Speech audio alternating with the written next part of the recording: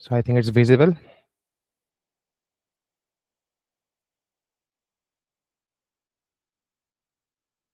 Yes, it's visible. So let's start.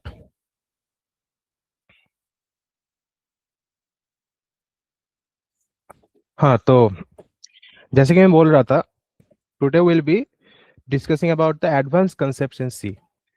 इसका थोड़ा बहुत इंट्रोडक्शन हम लोग कर चुके हैं कल के सेशन में कि एडवांस कंसेप्ट्स यानी क्या। एडवांस कंसेप्ट्स यानी कि जिससे आप लोग डीएसए में डायरेक्ट यूज कर सकते हैं। यूज तो वैसे पूरा सी का जो कंसेप्ट है पूरा ही होता है, जैसे प्रिंट एफ स्कैन एफ सभी यूज होगा, बट वो सब सिंपल कंसेप्ट में आता है। एडवांस कंसेप्ट ऑफ सी ही डिफाइन करता है सी का प्रोज, जिसको कहते हैं हम, मतलब जो पॉजिटिव साइड्स है, इसके वजह से ही सी को हम लोग यूज करते हैं। जो डायरेक्ट मेमोरी मैनेजमेंट का कैपेबिलिटी हमको देता है सी, जो फाइल मैनेजमेंट बहुत रोबस्ट है इसमें। हाँ, हाई लेवल लैंग्वेज में और ज़्यादा रोबस्ट है, no, but this was the first language that that introduce this kind of things. So ये लेजेंडरी एक मतलब आइकॉनिक थिंग बन जाता है सी के लिए। सी और वर्सेस सी प्लस प्लस का भी एक डिफरेंस हम लोग देख लेंगे, इंटरव्यू वगैरह में पूछता है कभी कभी। और मेजर डिफरेंस इज जस्ट कि सी एक प्रोसीड्यूरल लैंग्वेज है और सी प्लस प्लस का ऑब्जेक्ट ओरिएंटेड लैंग्वेज है।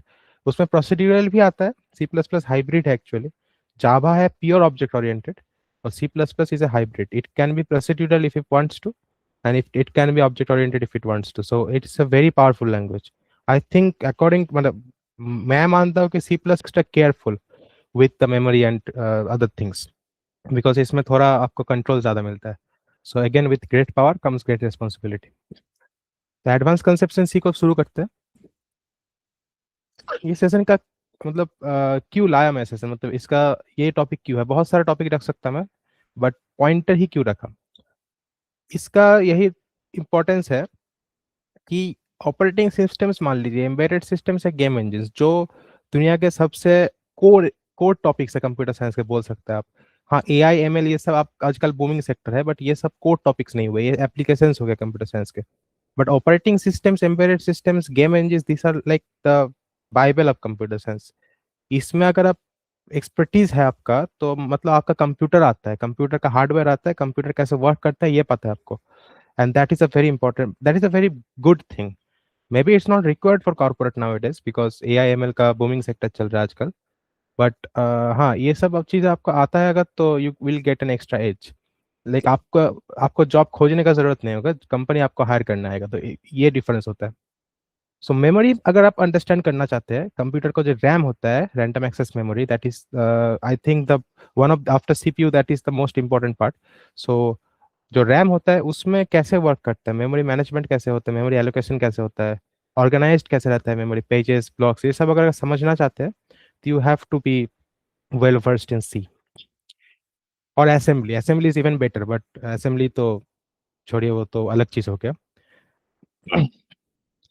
Memory and addresses. So what are memory and addresses. Memory तो मैंने बोला, जैसे रैंडम एक्सेस मेमोरी होता है एक, जो वोलाटाइल मेमोरी है कंप्यूटर का, सबसे फास्ट मेमोरी यही होता है। उसके बाद कैश आता है, कैशे मेमोरी जिसको कहते हैं। उसके बाद आता है आपको एसएसडी, जो भी हो गया, जो परमानेंट मेमोरी होता है। उसके बाद आता है डिस्क, जो hard disk. So these are the types of memory, but we are going to discuss about RAM specifically, जो कि मेन मेमोरी होता है कंप्यूटर का, जिससे ही सब काम होता है। रैम ही एलोकेट होता है जब हम लोग पढ़ते हैं कि सीपीयू टाइम दिया किसी को, मतलब सीपीयू एलोकेट हुआ किसी प्रोग्राम को, वो प्रोसेस बन गया, तो उसका सब जो वेरिएबल होता है सब एसएसडी से उठा के वो रैम में घुसाया जाता है। उसका अलग प्रोसीजर होता है, ऑपरेटिंग सिस्टम्स में आप लोग पढ़ेंगे, वो ओएस का मामला है वो। बट हाँ, तो रैम ही काम करता है, जो अंडर द हुड काम होता है। जो भी वेरिएबल स्टोर करना हुआ, वैल्यू स्टोर करना हुआ, जो भी वेरिएबल वेरिएबल एक्सेस करना हुआ किसी ऑपरेशन के लिए, everything is done by the CPU and from and to the RAM. So that is the memory and address thing. Address क्या होता है, एड्रेस होता है जैसे आप लोग का घर का एड्रेस होगा, ठीक है। जैसे 4 पिलर का एक एड्रेस है एच आई टी कैंपस, जैसे P1 हॉस्टल का एक एड्रेस है। तो कोई भी अगर रानी चक का एड्रेस है, तो ये सब जो बिल्डिंग्स है सबका एड्रेस है। तो मान लीजिए मेमोरी का एक ब्लॉक है, ये ब्लॉक का भी एक एड्रेस है, हेक्साडेसिमल में होता है नॉर्मली वो। तो उसको हम अगर प्रिंट करा सके कंप्यूटर स्क्रीन पे, then we can see actually that what is the address of that block. First block, second block, third block, ऐसा हम बोल सकते हैं इंडेंटेशन करके, बट एक्चुअली उसका एक अलग एड्रेस होता है। हेक्साडेसिमल में एड्रेस होता है, तो वही एड्रेस पॉइंटर में स्टोर होता है, जैसे मैं कल बोला था। जो एड्रेस होता है एक ब्लॉक का, एक मेमोरी सेल का, वो होता है स्टोर पॉइंटर में। तो that is the memory and address. It's just a recap, I have already discussed it yesterday mostly. सब आते हैं मेन टॉपिक के, what is a pointer. Pointer is nothing but a variable, जैसे मैं कल बोला था। पॉइंटर वेरिएबल ही है, ये उसको छोड़ के कुछ नहीं है। पॉइंटर बहुत इंपॉर्टेंस देता है, मतलब प्रोफेसर लोग भी देते हैं, बहुत इंपॉर्टेंस देना भी चाहिए। बट कभी कभी कोई कोई होते हैं इंस्ट्रक्टर जो इसको ज्यादा इलेबोरेट कर देते हैं, मतलब pointer is different thing, it is come, it's like an alien topic. No, it's not, it's just a variable. अब ये चीज होता है कि इसका वेरिएबल डिक्लेरेशन स्टेप और उससे वैल्यू निकालने का स्टेप थोड़ा हटके होता है, थोड़ा अलग होता है। वो तो होना ही है क्योंकि pointer is such a large topic. तो इतना डिफरेंस तो हम लोग मतलब दे ही सकते हैं इसको, मतलब बेनिफिट ऑफ डाउट बोल सकते हैं इसको। सो इसका डिक्लेरेशन स्टेप थोड़ा यूनिक होता है, थोड़ा इन द सेंस कि इसमें जो इंट एक्स आप नॉर्मली लेते हैं, let me have a pen, हाँ, ये जैसे नॉर्मल वेरिएबल को डिक्लेयर कर रहे हैं हम, इंट एक्स इक्वल्स टू 10, यहाँ पर इंट स्टार एक्स होता है। एक्स भी कर सकते हैं इसको, पी जरूरत नहीं है, मतलब एक्स ए जो भी वेरिएबल नेम है। So int star p equals to, अब इक्वल्स टू के बाद जो आता है वो बाद में बोलता हूँ मैं, ये अभी छोड़िए। तो अभी ये डिक्लेरेशन स्टेप को देखिए, इंट स्टार पी मतलब क्या है, मैं तो इसे ऐसे लिखता हूँ, इंट के बाद ही स्टार अगर आप दे देंगे तुरंत बाद, तो then this becomes more memorizable. You can think of it as a different data type. Int star is the pointer data type of the type int. That is, it will store the address of a memory cell that has an integer in it. This is the whole English behind it. Hindi में बोलूँ तो ये उस cell का, memory block बोल लीजिए, cell बोल लीजिए, उसका एड्रेस स्टोर करेगा जिसमें हम इंटीजर स्टोर करके रखे हुए हैं। सो that is the point of a pointer. अब इसमें इक्वल्स टू के बाद, इक्वल्स टू मतलब इक्वल्स टू नहीं है, असाइनमेंट ऑपरेटर है, जैसे आपको पता, इक्वल्स टू तो डबल इक्वल्स टू लिखते हैं हम लोग। सो इसमें क्या स्टोर कर रहे हैं हम लोग राइट हैंड साइड से, इसमें हम वही स्टोर करेंगे एक एड्रेस। किसी भी चीज का एड्रेस होता है, आप मैन्युअली भी कोई एड्रेस स्टोर कर सकते हैं। If you know the format in which your computer has the addresses, then you can store that address manually. But हम लोग ऐसे नहीं करते जनरली, प्रोग्रामिंग में हम लोग एक वेरिएबल का भी एड्रेस स्टोर करना पॉइंट होता है पॉइंटर का, इसलिए ही उसका यूज होता है कि वेरिएबल का एड्रेस स्टोर कर ले हम लोग। ये एक बहुत मतलब स्टैक इंप्लीमेंटेशन हम लोग करेंगे थोड़ा बहुत आज तो उसमें हम लोग देखेंगे कि इसका क्यों जरूरत है। क्यों मतलब इसका मतलब नीड क्यों पड़ा हम लोग को, क्योंकि पास बाय वैल्यू और पास बाय रेफरेंस आप लोग ने सुना होगा, तो रेफरेंस में ही पॉइंटर लगता है। तो why do we need that, pass by value करके कि सुन चल रहा था आराम से मामला। But there is a problem with that, will see it in the stack implementation. तो इसका एड्रेस हम लोग को स्टोर कराना है पी में, P is the variable. Now इसका एड्रेस हम कैसे निकालें, जैसे मैंने पिछले सेशन में बोला था कि इसका एड्रेस, किसी भी वेरिएबल का एड्रेस अगर हमको, if you want that, then we have ampersand as our मसीहा। एम परसेंट, उसके बाद वेरिएबल का, किसी भी वेरिएबल का नेम आप लिख दीजिए, this becomes the address, ampersand variable. This returns the address. This is kind of a operator, this is a unary operator, so this thing returns the address of the variable. So अगर हम लोग यहाँ पर M percent x लिख दे, that becomes the address of the variable x. This thing is now stored in the variable p, and the data type of that variable p is int star. That is, this int star signifies that this p variable stores the address of another variable, and the data type of that variable is integer. So this is the entire thing about pointers. This is a very interesting topic. You understand the details, and you will get very much interest in the topics that follows if you can understand this. So this is the most important thing I think in this session. So if you don't understand this, please write it in the chat, I will explain it once more. So pointers are a very important topic. And dereference operator as I said कि इस star का utilise दो तरफ से होता है।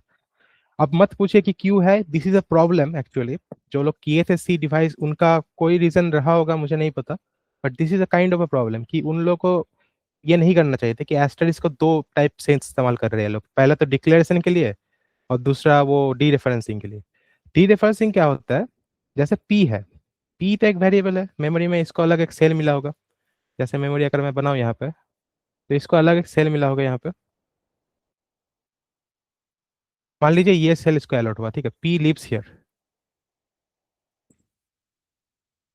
so p lives here, this is the memory cell allocated to it, this is the address of p, this is not the address that p is storing. इसको और अच्छे से बनाना पड़ेगा मुझको शायद, क्योंकि this is a very important topic. हाँ, so this is the cell that is allocated to p. So this cell has some address, मान लीजिए इसका एड्रेस है 50। ऐसा नहीं होता एड्रेस नॉर्मली, बट हाँ मान लीजिए 50 एड्रेस है इसका। So 50 is the address that P has been allocated. P में स्टोर नहीं है ये पी का ही एड्रेस है, क्योंकि हम पी तो हवा में स्टोर नहीं हो सकता ना, पी भी तो एक वेरिएबल है, जैसे मैंने बोला कि that is also stored in the memory. तो वो अलग एक जगह पे स्टोर है अपना, पी का ये जगह है। ये cell is allocated to P, P में जो भी आएगा यहाँ पे आ जाएगा। अब पी में क्या आ रहा है, P is storing the address of x. X मान लीजिए यहाँ पे है, ठीक है, ये मान लीजिए 65 है। This is the location in the memory. This address is allocated to a. यहाँ सॉरी ए नहीं, एक्स। सो एक्स यहाँ पे रहता है, दिस ब्लॉक इज एक्स, क्योंकि हम लोग यहाँ पे एक्स इक्वल्स टू 10 कर रहे हैं। तो 10 is stored here and this is x. X is the name of this block and the address is 65.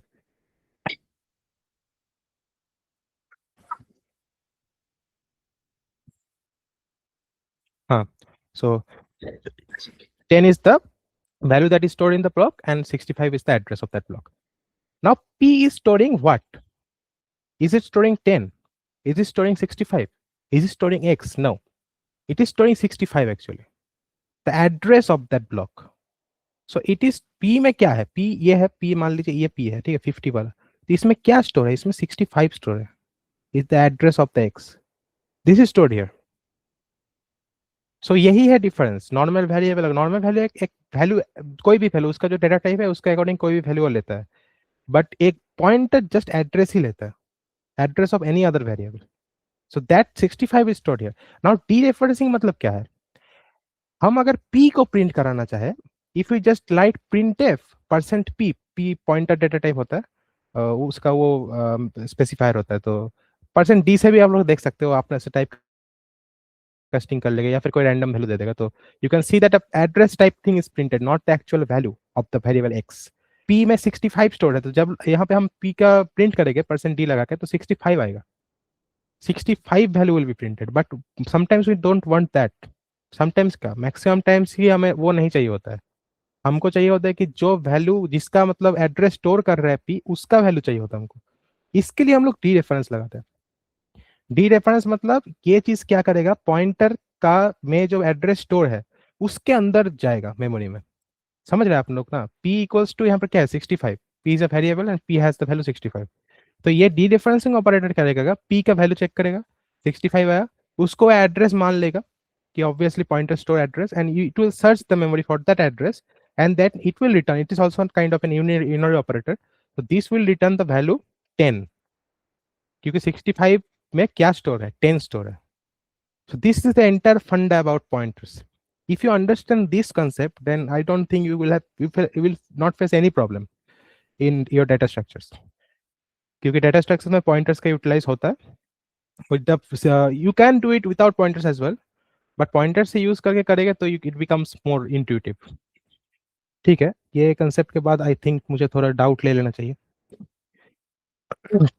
क्योंकि this is a very important concept. If you don't understand it, please say the word, I will repeat it. No problem.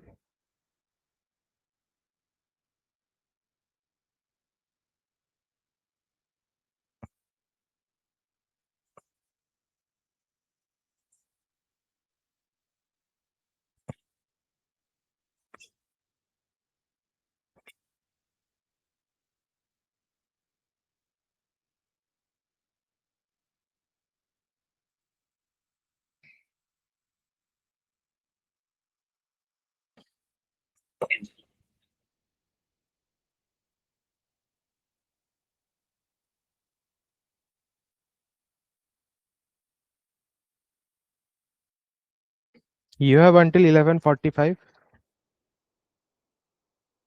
or 11:47 to ask any doubt you face regarding this concept, because this is very important.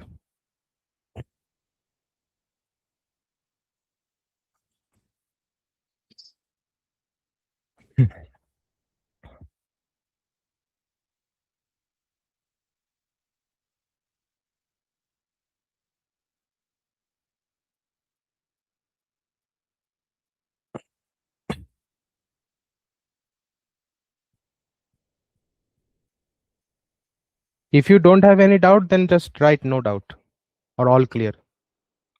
तो आप लोग yes yes क्या लिख रहे हैं मुझे पता नहीं चल रहा। You can write all clear और no doubt, but please do ask if there is any doubt. Don't, मतलब कोई शर्म का बात नहीं है, आप लोग सीख नहीं आए पे यहाँ पे।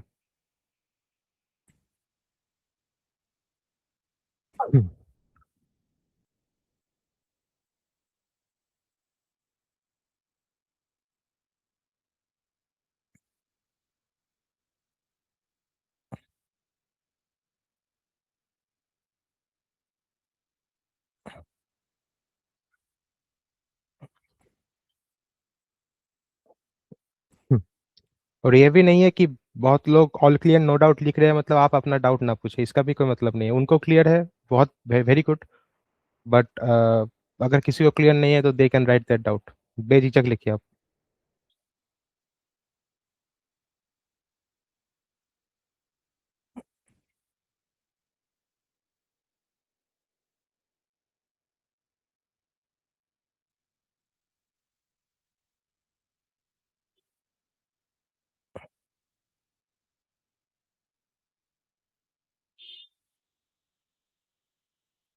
Okay, so I think there is no doubt, that's a very good thing. So let's proceed. ये टाइम का भी थोड़ा कंस्ट्रेंट है तो वो भी देखना पड़ेगा, नहीं तो पॉइंटर्स तो 6 महीने करके भी लोग नहीं सीख पाते। तो this is such a beautiful topic I will say. जो जितना ज़्यादा ब्यूटीफुल होता है उसको पाना उतना ज़्यादा डिफिकल्ट होता है। तो pointer is very beautiful, that's why you have to master it, you have to give more time in order to master it, that's all. Pointer dereferencing मैंने ऑलरेडी बोल दिया है। This is just mentioned here in detail for your convenience. आप लोग का जब PPT मिल जाएगा and that will be shared to you today evening, and then you can read these things. These are like mind maps.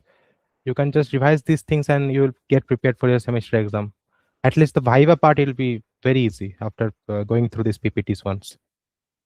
And if you understand the topics that I am discussing, then I think no problem will arise in your semester exam, even the theory part. So accessing the value of a pointer, you have to give dereferencing operator. Value of a pointer means कि मैंने जो discuss किया कि P के अंदर जो value store है वो नहीं, कि वहां पे तो एड्रेस स्टोर है, तो वो तो हमें नहीं चाहिए होता है। एड्रेस लेके हम क्या करेंगे? कभी कभी लगता है that is very complicated topic in it self, but वो चीज़ हमें अभी नहीं चाहिए होता है। अभी हमें जस्ट चाहिए होता है कि उस एड्रेस में कौन सा वैल्यू है। तो that's why we use dereferencing. अब जो मैंने बोल रहा था design choice, this is a very kind of a bad design. जो जिन मतलब हमें क्रिटिसाइज नहीं करना चाहिए, मुझे लगता है कि we should not criticise history. जो हो गया सो हो गया, उससे हमें सीखना चाहिए। But this is kind of a bad design choice, क्योंकि जो स्टार है इसमें और कोई ऑपरेटर भी लगा सकते हैं वो लोग चाहते तो, बट दे चोज कि नहीं, डिक्लेरेशन के टाइम भी स्टार लगाना है और यहाँ पे भी स्टार लगाना है, एस्ट्रिक्स जिसको कहते हैं। तो what can we do? This is the thing we have to accept that and move on. So वो हो गया। हाँ, यहाँ पर जो कॉमन मिस्टेक लिखा हुआ है दैट इज वेरी इंपॉर्टेंट। ये मुझे भी होता था पहले पहले, आपको भी अभी बहुत होगा, तो कोई डरने का बात नहीं है। पी से हम लोग स्टार पी को कंफ्यूज करने लगते कभी कभी। मतलब प्रिंट एफ बोल दिया कि पॉइंटर में क्या है लिखिए, मतलब प्रिंट करिए। ऐसा नहीं आएगा सेमेस्टर में इतना हार्ड क्वेश्चन आपका, बट हाँ इंटरव्यू में पूछता है। तो पी में क्या है लिखिए, मतलब प्रिंट करिए। तो पी में क्या है? पी में तो एड्रेस है ना, तो उसको प्रिंट करना पड़ेगा तब। बट अगर बोले कि पी किसको पॉइंट कर रहा है, पॉइंटर का नाम में पॉइंटर क्यों है, ये पॉइंट करता है ना एक थिंग को। जैसे पिछला जब डायग्राम मैंने बनाया था कि 65 स्टोर है उसमें, तो पॉइंट किसको कर रहा है? 65 को कर रहा है ना। एक एरो बना के आप लोग सेमेस्टर एग्जाम में ऐसे लिख सकते हैं कि that block points to that block. So star p gives the value of the block that p is pointing to। जिस ब्लॉक को पॉइंट कर रहा है उसके अंदर जो वैल्यू है, जैसे 10 था उस केस में आई थिंक, तो वो वैल्यू के लिए डी रेफरेंस करना पड़ता है स्टार पी। तो अगर बोले कि what is the value that pointer is pointing to, then you can just write this statement star P and you will get the value. हाँ, वो देख लीजिएगा, परसेंट डी होगा परसेंट एफ होगा, वो डिपेंड करता है जो पहले आप डिक्लेरेशन के टाइम दिए थे इंट स्टार, कि जिस वैल्यू को पॉइंट कर रहे हैं सेल को उसका डेटा टाइप। तो पिछले केस में इंटीजर था, 10 स्टोर किया था हम लोग, but it can be float as well, it can be you will see in the stack that is very interesting. It can be an user defined data type as well. So हम लोग एक structure define करेंगे, उसका उसके उसका भी pointer हम लोग बना सकते हैं, मतलब स्ट्रक्चर का पॉइंटर।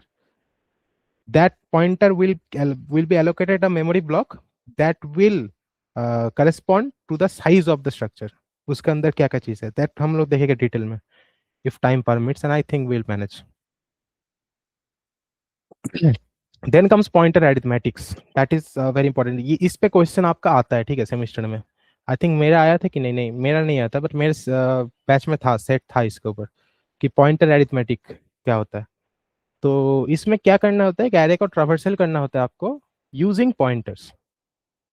जैसे हम लोग इंडेक्सिंग यूज करते हैं नॉर्मली, ARR0 ARR1 करके, ऐसे नहीं करना होता. आपको मैन्युअली एलोकेट करना पड़ता है मैलोक से. यूज यहाँ पर नहीं किया हुआ वो मैलोक यूज करके, बट बेटर है कि आप मैलोक यूज करके एरे को एलोकेट करें, उससे डीएमए भी क्लियर होगा आपका.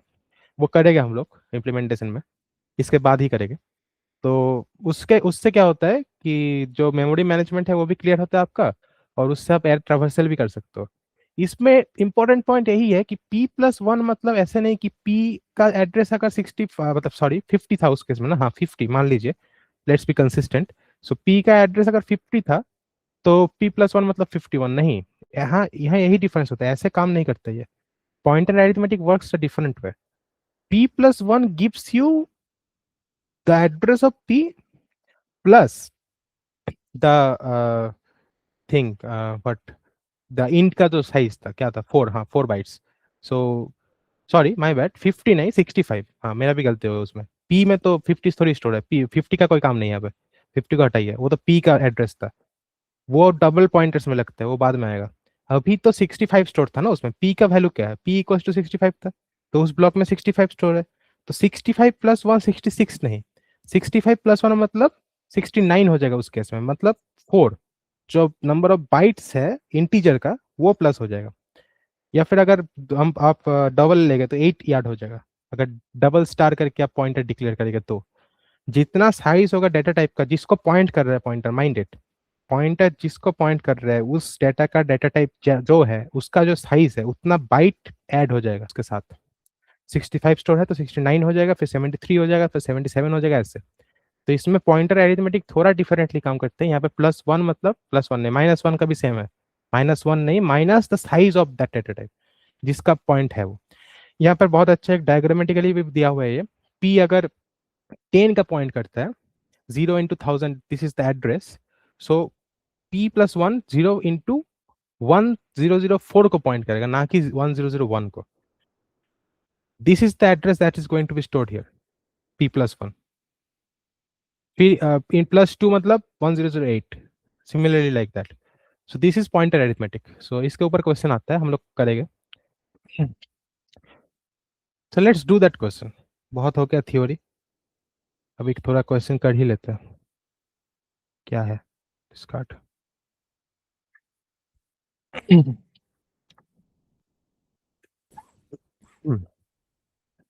So let's declare the header file standard input output.h, and इसमें हम लोग और एक हेडर फाइल डिक्लेयर करते हैं जिसको होता है LIB. लगेगा कि नहीं लगेगा बाद में देखते हैं, बट डिक्लेयर कर लेते हैं, मोस्ट प्रोबेबली लगेगा वो. मैलोक कैलोक सब इसमें ही होता है. LIB.h स्टैंडर्ड लाइब्रेरी कहते हैं इसको full form. Then int main void, obviously we need that, ये तो लगेगा ही. फिर रिटर्न स्टेटमेंट भी लिख लेता हूँ मैं आदत से, क्योंकि नहीं तो मिस हो जाएगा तो कंपाइलेशन एरर चलाएगा. देन इस ये होगा सी प्रोग्राम का नॉर्मल स्ट्रक्चर जो होता है, जिस जो जो हमें हमें हमने देखा था पिछले सेशन में. अब क्या करना है हम लोग को, इसमें कौन सा क्वेश्चन करते हैं, चलिए यही करते हैं, traverse an array using pointers. ये थोड़ा डिफिकल्ट लेवल का क्वेश्चन है, ये तीनों तो बहुत आसान है. So traverse an array using a pointer, यही करते हैं. इसमें क्या करना है, मान लीजिए हम लोग को इंटीजर एरे डिफाइन करना है, ठीक है. अब ये हम ऐसे कर सकते हैं कि इंट एरे 5, मान लीजिए 5 इंटीजर रखना है हमें. हम मैनुअली डिफाइन कर रहे हैं ऐसे कि 5 4 8 7 9, कोई भी रैंडम, हाँ मान लीजिए ये एक प्रोसीड्योर है एरे डिफाइन में. यहाँ से भी काम होगा, ठीक है, क्योंकि you will study in the next slide कि पॉइंटर्स और एरे में एक अच्छा रिलेशनशिप होता है. एरे का जो फर्स्ट एलिमेंट है उसका जो एड्रेस है, एरे का जो नेम है उसमें स्टोर रहता है. मतलब एरे जब आप डिफाइन करते हैं तब एरे ए आर आर जो मैंने नेम दिया है ना, उस नाम से एक अलग मेमोरी सेल, मतलब जो पॉइंटर को पी को मिला था पिछले केस में, ऐसे ए आर आर नाम से एक मेमोरी सेल मिलता है। तो उसके अंदर क्या स्टोर रहता है, एरे का जो फर्स्ट एलिमेंट है जैसे 5 है, उसका जो ब्लॉक है उसका एड्रेस स्टोर रहता है, so that we can access the other elements through that. First element का अगर हमें एड्रेस मालूम है तो हमको बाद का एलिमेंट्स का भी एड्रेस मालूम चला जाएगा, क्योंकि सोचिए ना आप, इंटीजर टाइप है तो हमको पता है कि कितने कितना इंटरवल में रहेगा, और array is a contiguous memory type. So अगर एक एड्रेस 1000 में है तो दूसरा 1004 में रहेगा, तीसरा 1008 में रहेगा। ऐसे हम लोग पता चल सकता है, this is a very efficient way. But ये हम लोग अभी नहीं करेंगे क्योंकि मुझे डीए में भी समझाना है, dynamic memory allocation. So let's do that, this in that way. So उसमें क्या करते हैं हम लोग, एक पॉइंटर ले लेते हैं, wild pointer. This is very dangerous by the way, in game programming and all that thing using CPP, this is not a good practice. Wild pointers are very dangerous, क्योंकि इसको मैं मुझे मैनुअली फ्री भी करना पड़ेगा बाद में। So, but in this case, this is a very small program, so this will hopefully not crash my laptop. So there's no problem with that. So int star p ही लेते हैं हम लोग यहाँ पर, let's be consistent। एंड उसका data type हमने int star लिया, मतलब वो जिसको पॉइंट करेगा डेटा सेल को, that should store N integer ideally, and वो हमें टेक केयर करना पड़ेगा, नहीं तो कंपैरिजन एरर चलेगा फिर। सो int star p में क्या हम लोग स्टोर करेंगे, p stores an address as I have already set. Now address हम लोग कहाँ से लाए, हम लोग ने कोई वेरिएबल डिक्लेयर नहीं किया है, उसका एड्रेस हम लोग एम्परसेंड से नहीं लिख सकते, तो फिर क्या करें हम लोग, हम लोग को एक एरे डिफाइन करना है ना। एक एरे का जो साइज होगा उसका जो लेंथ है, मतलब एक एरे मतलब 5 एलिमेंट्स का एरे हम लोग डिक्लेयर करना चाहते हैं, each element is 4 bytes. So 20 bytes का हम लोग को एक स्पेस एलोकेट करना है मेमोरी में, जिससे हम लोग का मतलब कंटिग्यूअस भी होना चाहिए, एक पूरा 5 एलिमेंट्स एक के बाद एक के बाद एक चेन के फॉर्मेट में उसमें रहे, इसलिए हमको 20 बाइट्स चाहिए। तो वो हम कैसे एलोकेट करें, हमारे पास क्या मेथड्स है।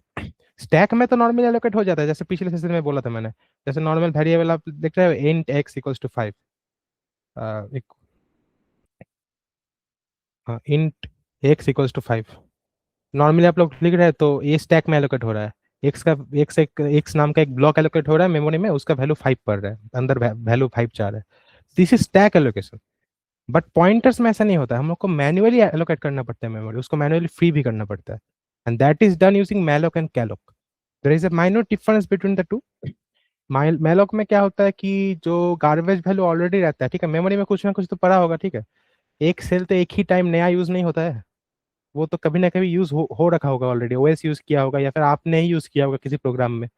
That cell has already some value, garbage value in it, so that garbage value will be initialized, it will not, that cell will not be initialized with a predefined value, the garbage value will stay there। so malloc ऐसा होता है। malloc में क्या होता है, जो cell से उसमें जीरो ऐड हो जाता है अपने से, मतलब इनिशियलाइज हो जाता है अपने से zero. so that is necessary in some cases, but this is not very important for this topic, let's do it by malloc, क्योंकि हम लोग तो मैनुअली असाइन करने ही वाला है उसको value, that will get replaced, that garbage value will get replaced automatically। so इसमें malloc, इसमें क्या करते हैं हम लोग, इसका जो सिंटेक्स होता है, अभी पैरामीटर्स का मामला चला है तो हम लोग के हाथ में नहीं है, मैलोक जैसे डिफाइन है उसका जो पैरामीटर्स है वैसे ही आर्गुमेंट्स पास करना पड़ेगा हम लोग को। तो उसका देता है वो क्या साइज लेता है, कितना साइज आप लोग चाहते हैं, वो हम लोग 20 बाइट्स चाहिए तो we can enter just 20 here, but will not do it by that way, will do it by safer approach. 5 चाहिए हम लोग का एलिमेंट ना, 5 एलिमेंट का एरे बनाना चाहते हैं हम लोग, तो 5 इनटू साइज ऑफ एक कीवर्ड होता है, एक फंक्शन होता है मान लीजिए आप, वो क्या रिटर्न करता है, वो साइज रिटर्न करता है एक पर्टिकुलर डेटा टाइप का। यहाँ पर हम लोग अगर इंट डाल दे तो size of will return 4 bytes, और depending upon the system it will return the size of an integer. So this size of an integer, a single integer is multiplied by 5, so it becomes the size of 5 integers, and that is what we want, वही हम लोग को चाहिए। So this becomes hopefully 20 bytes, depending on the system it becomes 20 bytes, and malloc will need that value, will get that value from the argument कि हाँ user को 20 bytes चाहिए, let's allocate that। और रिटर्न क्या करेगा, it will return hopefully int start type memory, memory address। But इसको हम लोग थोड़ा और सेफ प्ले कर सकते हैं, let's type cast it here. यहाँ पे हम लोग int स्टार अपने से डाल देते हैं, इसका जरूरत नहीं पड़ता नॉर्मली, मैंने ट्राई करके नहीं देखा कभी क्या होता है नहीं डालने से, बट मैंने पढ़ा है कि नहीं पड़ता जरूरत, but I do it, I saw it somewhere in game programming in a course, so they do it by that way in the US and all. So int star अगर आप डाल लेते हैं यहाँ पे, तो this becomes lot more safer. अब malloc कुछ अलग भी एलोकेट कर रहा है, हो सकता है यहाँ पे कुछ गलती से आप डाल दिए फ्लोट, तो ऑटोमेटिकली टाइप का शो के पॉइंटर को वही इंट स्टार टाइप ही मिलेगा, मतलब एड्रेस ही मिलेगा एक इंटीजर का, इंटीजर टाइप का जो वेरिएबल है उसका एड्रेस मिलेगा। So this returns the address of that block, the first block. मान लीजिए कि इसके लिए हम लोग थोड़ा ये खोलते हैं रफ, हाँ। सो इसके लिए थोड़ा रफ करना जरूरी है। तो मान लीजिए कि ये एरे एक एलोकेट होगा मेमोरी में, 5 1 2 3 4 5 या, सो दिस इसका एड्रेस मान लीजिए 50 है, इसका 51 है, एंड सो ऑन। सो 51 तो नहीं होगा, 54 मान लेते हैं क्योंकि इंटीजर स्टोर है। सो 55, 58, हाँ, उसके बाद 62, फिर 66। सो ऐसे एड्रेस होगा, इसमें एक एलिमेंट स्टोर होगा इंटीजर का, यहाँ दूसरा होगा, यहाँ तीसरा होगा, ऐसे। This is the array that was allocated by malloc in the heap, by the way these things are allocated in the heap. जिस जैसे आप डीएमए करते हैं, मैनुअली एलोकेट करते हैं, these things are allocated in the heap.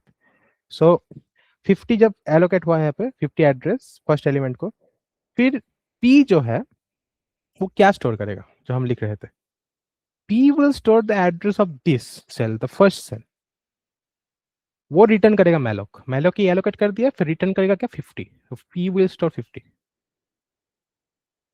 P के अंदर 50 चला है। This is pointing to this block, P is pointing to this block. अब इसमें क्या वैल्यू था, आई थिंक 5 था, तो अगर डी रेफरेंस करोगे पी को ऐसे एस्टेरिक्स लगा कर पी को डी रेफरेंस करोगे तो इट विल गिव 5। अगर p प्लस 1 को करोगे, there comes pointer arithmetics, it will give the next element, I think 4 was there, so 4 will be given, then so on. So this is how we are going to traverse the array. So let's do that.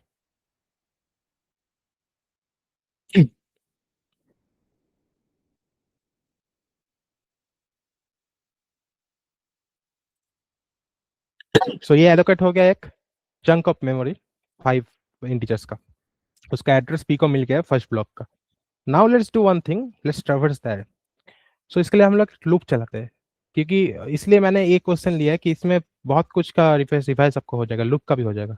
तो for int I equals to 0, अभी यहाँ पे int का देख लीजिएगा आप लोग, if you are doing it dev C plus plus then you don't can't define it like this, you have to define it outside the loop, so but I am doing a VS Code, so it's all right.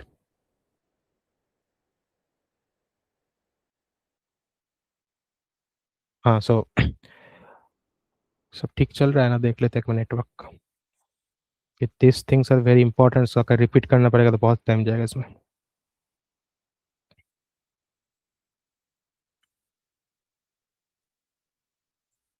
D reference को एक बार explain करना, हाँ कर दूंगा मैं last में, problem नहीं है कुछ।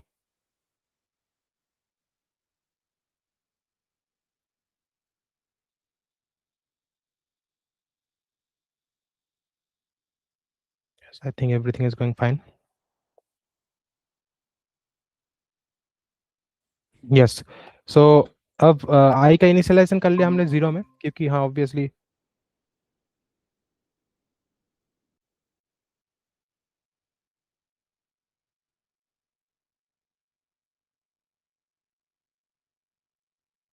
हाँ,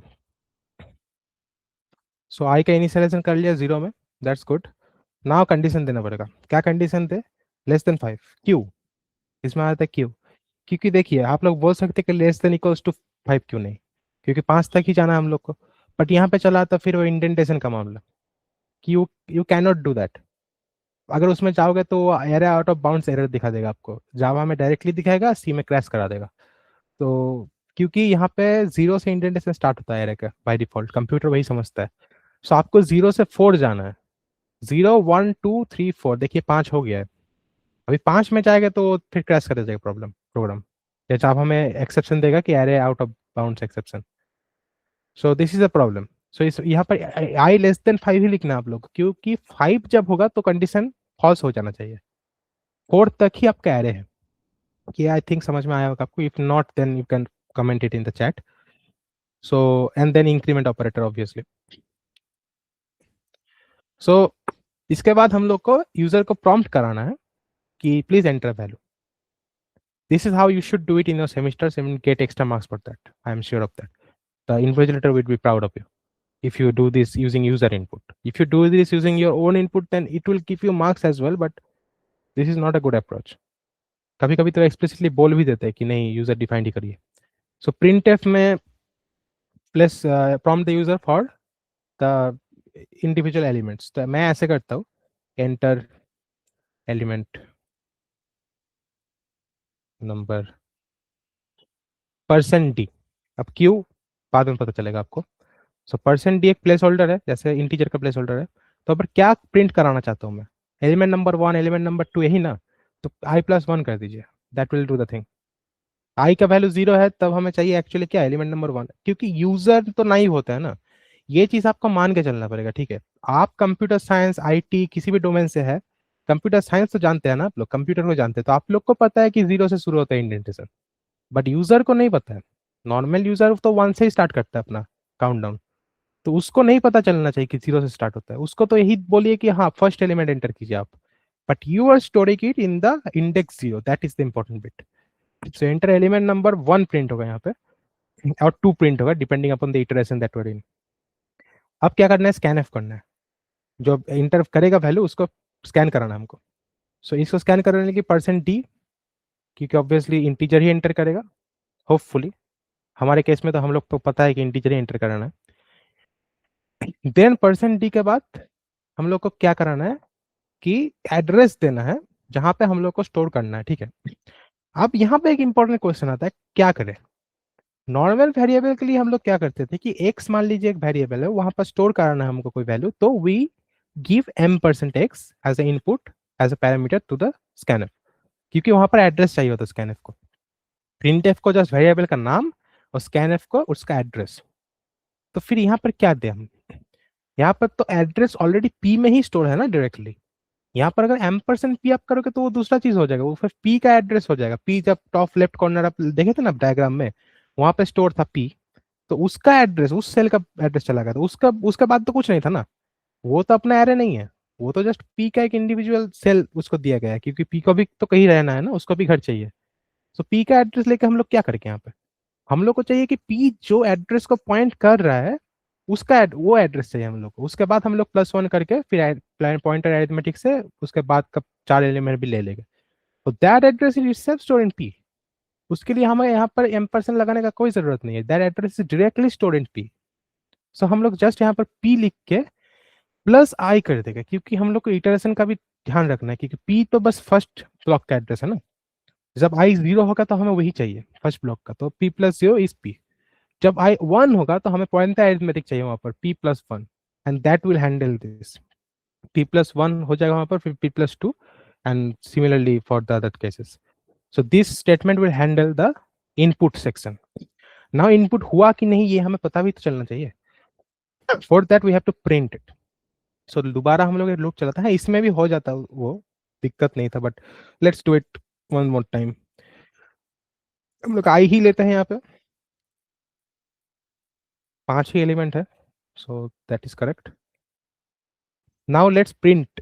वी डोंट हैव टू, यहाँ पर एक ही चीज करते हैं, यहाँ पर एक न्यू लाइन ले लेते हैं क्योंकि डिजाइन पर्पसेस. हाँ वो एक जस्ट न्यू लाइन ऐड कर देगा इनपुट के बाद. So print F %d space ले लेते हैं फिर इसमें क्या डालना चाहिए हम लोग को. अब आप लोग को क्या लगता है इसमें, मैं चैट को पूछना चाहता हूँ थोड़ा कि what do you think. This is a very important topic, so we have to invest some time in it. What do you think we should enter here?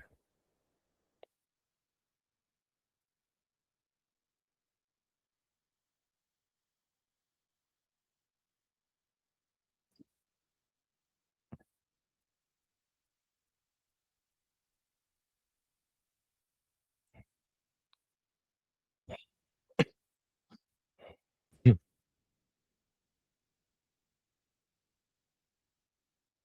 You can type it in the chat. What do you think I should enter here? क्योंकि हमें elements को print कराना है mind it, तो उसके लिए हम लोग को क्या एंटर करना चाहिए यहाँ पे.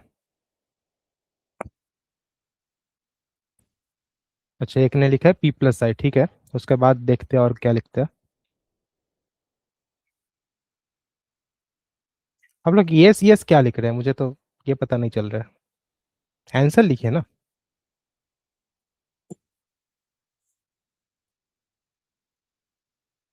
डिक्लेयर अनदर वेरिएबल, उससे क्या होगा? ना उससे क्या होगा, मुझे तो ये, हाँ ठीक है, उस वो तुम लॉजिकली ठीक लिखे हो कि star equals to P, but उससे इसमें हमको क्या फायदा मिलेगा? उससे प्रिंट एफ ही तो करना है हमको।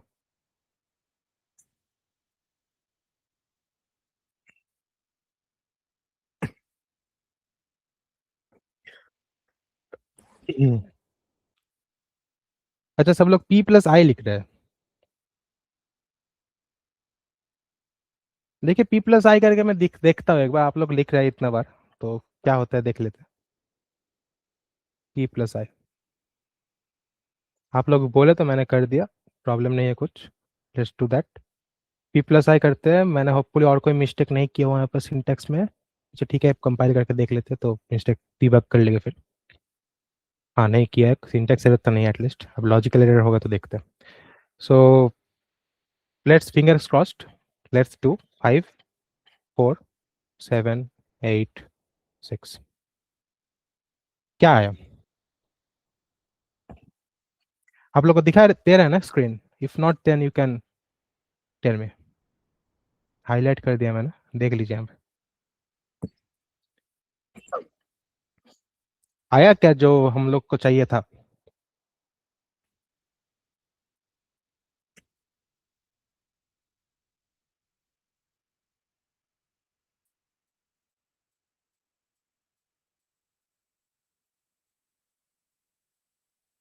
आप लोग अभी भी पी प्लस आई लिख रहे हैं, तो देख लीजिए आप आउटपुट क्या है। इफ नहीं दिख रहा है तो you can go into the advanced section I think and increase the quality. हाँ अभी लास्ट में जाके आई think this is the first comment that gave the right answer. हाँ, क्या नाम है उसका? इंजीनियरिंग, स्पेलिंग गलत है बाय द वे, बट हाँ इंजीनियरिंग 18। तो that is the first correct option. उसके बाद सचिन ने भी बोला है कि हाँ स्टार भी लगेगा, दैट इज करेक्ट। हाँ, एक यूजर नेम 9093 कुछ है, वो बोल रहा है कि, या बोल रही है नहीं पता मुझे, कि स्टार पी प्लस वन होगा। सो पी प्लस वन तो बस फर्स्ट एलिमेंट कर देगा, तो वो तो नहीं चाहिए ना। मैं, हमें इटरेशन का भी ध्यान रखना है। हाँ अभी सब देना चालू किया तो congratulation engineering 18 and Sachin for giving the right answer. Yeah that is indeed the right answer. यहाँ पे हम लोग को वही करना पड़ेगा फिर, स्टार लगा के। अब मैं प्रेफर करता हूँ यहाँ पे एक ब्रैकेट देने का, नहीं दे के भी हो जाता है कभी कभी, बट उसमें फिर एम्बिगुअस हो जाएगा वो, कंप्यूटर के ऊपर है। तो यहाँ पर ये डी रेफरेंसिंग करता है एक्चुअली। यहाँ पे ये पॉइंटर डिक्लेरेशन नहीं है। जब आप लोग आउटपुट, क्या मिस्टेक स्टार क्या लिखा है, नहीं पता क्या लिखा है, ठीक है। हाँ, सो जो परसेंट, सॉरी परसेंट नहीं, स्टार पी प्लस वन है, ये डिफरेंस कर डी रेफरेंस करते हैं किसको? जो पूछ रहा था एक बार कि डिफरेंसिंग समझा दीजिए और एक बार, वो देख ले फिर कि पी प्लस आई क्या है।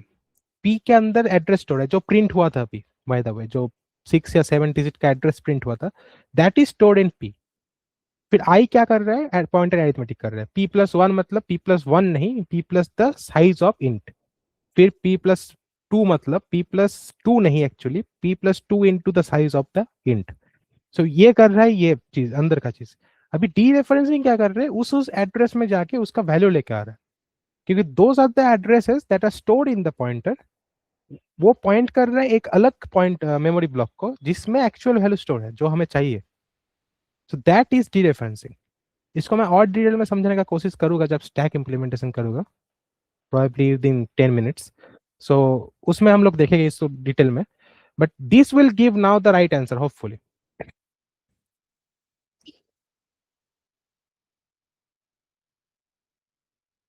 Yes, this gives the right answer. Now we have the array 54769, that was the array entered by me. So we have the right answer now. So this is the thing, you have to use the dereferencing and the declaration things. These are very complicated in a sense. Practice is required, practice तो चाहिए होगा आपको।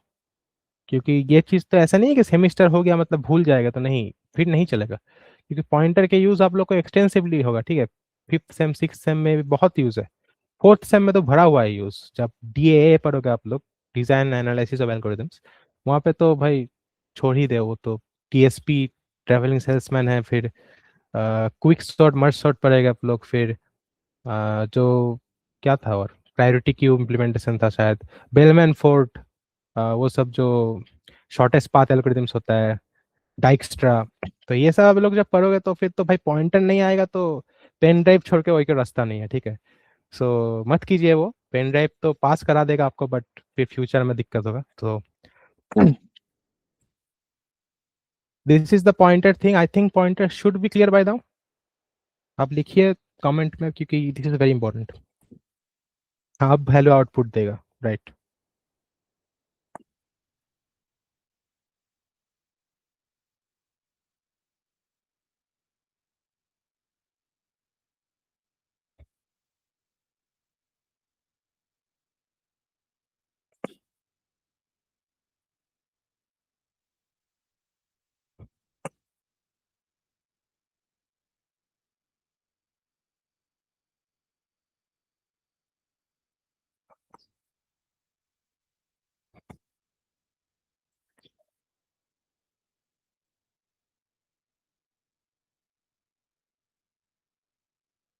Bye the वे, आप लोग जो C S I chatty ने जो chat में लिखा है वो भी पढ़ लीजिए एक बार, क्योंकि आज अटेंडेंस नहीं होगा। आज आपका क्विज ही होगा, तो उसमें ही आपको अटेंडेंस भी मिलेगा और प्राइजेस भी मिलेगा, hopefully if you perform well.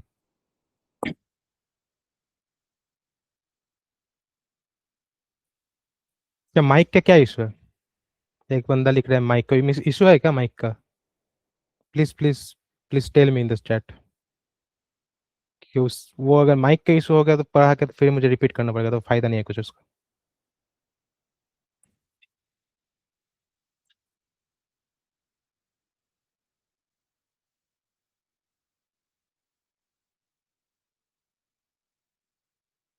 ठीक है, now let's go into another topic. Pointer I think is clear. अगर कोई भी और डाउट आए तो please feel free to tell in the chat, I will explain once more, no problem.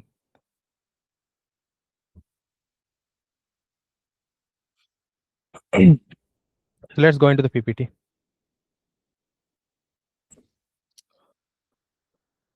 Pointer and array relationship, जैसे मैंने बोल रहा था कि ये बहुत एक यूनिक चीज है, ये आपको वाइवा में पूछा जा सकता है, ठीक है।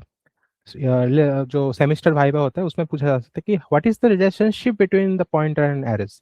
तो इसमें बहुत एक अच्छा रिलेशनशिप है, क्योंकि एरे एरे क्या होता है, under the hood, under the hood वो एक पॉइंटर ही होता है एक्चुअली, एरे का जो नाम है।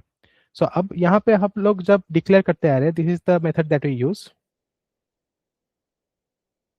हाँ, this is the method that we use int array. ये तो मैनुअल डिक्लेरेशन हो गया स्टैक में, ये स्टैक में एलोकेट होता है, ये हीप एलोकेशन नहीं है, मतलब डीएमए नहीं है। So this is allocate in the stack. अगर इसमें क्या होता है, फिर भी पॉइंटर की यूटिलाइज होता है। क्या यूटिलाइजेशन होता है? जो एरे का नाम आप लोग दे रहे हैं, यहाँ पर ए दीजिए, अंकुर दीजिए, कुछ भी दीजिए, पी दीजिए, पीटीआर दीजिए, यहाँ पर एरे दिया हुआ है, दैट नेम का एक ब्लॉक मेमोरी में एलोकेट होता है। ड्रॉ करके समझाते हैं इसको। माउस से ड्रॉ करना बहुत ही दिक्कत का चीज़ है, बट क्या करें अभी। हाँ, सो लेट सपोज ये बड़ा वाला ही लेता है, ठीक है। तो ये जो ए का जो एरे है, एरे का जो क्या बोलते हैं उसको, ब्लॉक ऑफ मेमोरी है, तो ये ब्लॉक एलोकेट हुआ है उसको, मान लीजिए, ठीक है। तीन है तो let suppose this and this continuous three blocks are allocated to this array. This is stack by the way, not the heap. So अब एरे अंडर द हुड कैसे काम करता है? उसको भी तो कोई एड्रेस का जरूरत पड़ता होगा ना, जब आप लोग लिखते हैं कि एरे वन को प्रिंट कीजिए, उसको कैसे पता कि वो सेकंड मेमोरी है, सेकंड ब्लॉक है? वो कैसे जाएगा उसमें? अंडर द हुड तो सब एड्रेस में ही काम करता है ना। एड्रेस बसेस होता है, आप लोग पढ़ेंगे इसमें, क्या किसमें था, हाँ, computer organisation architecture, fourth sem I think. तो उसमें पढ़ेगा कि एड्रेस बसेस होता है। तो उसमें तो एड्रेस ही जाएगा ना, वैल्यू तो नहीं जाएगा, सब कुछ रेफरेंस और एड्रेस से ही काम होता है अंडर द हुड, क्योंकि वो ज्यादा अनएम्बिगुअस होता है, वैल्यू तो रिपीट भी हो सकता है, बट एड्रेसेस आर यूनिक। तो जो एड्रेस है वही एक्चुअली स्टोर होता है एरे में। दिस ब्लॉक दिस ब्लॉक का जो एड्रेस है वो एरे नाम का, मान लीजिए ये यहाँ पर एलोकेट हुआ, एरे नाम का, जरूरत नहीं है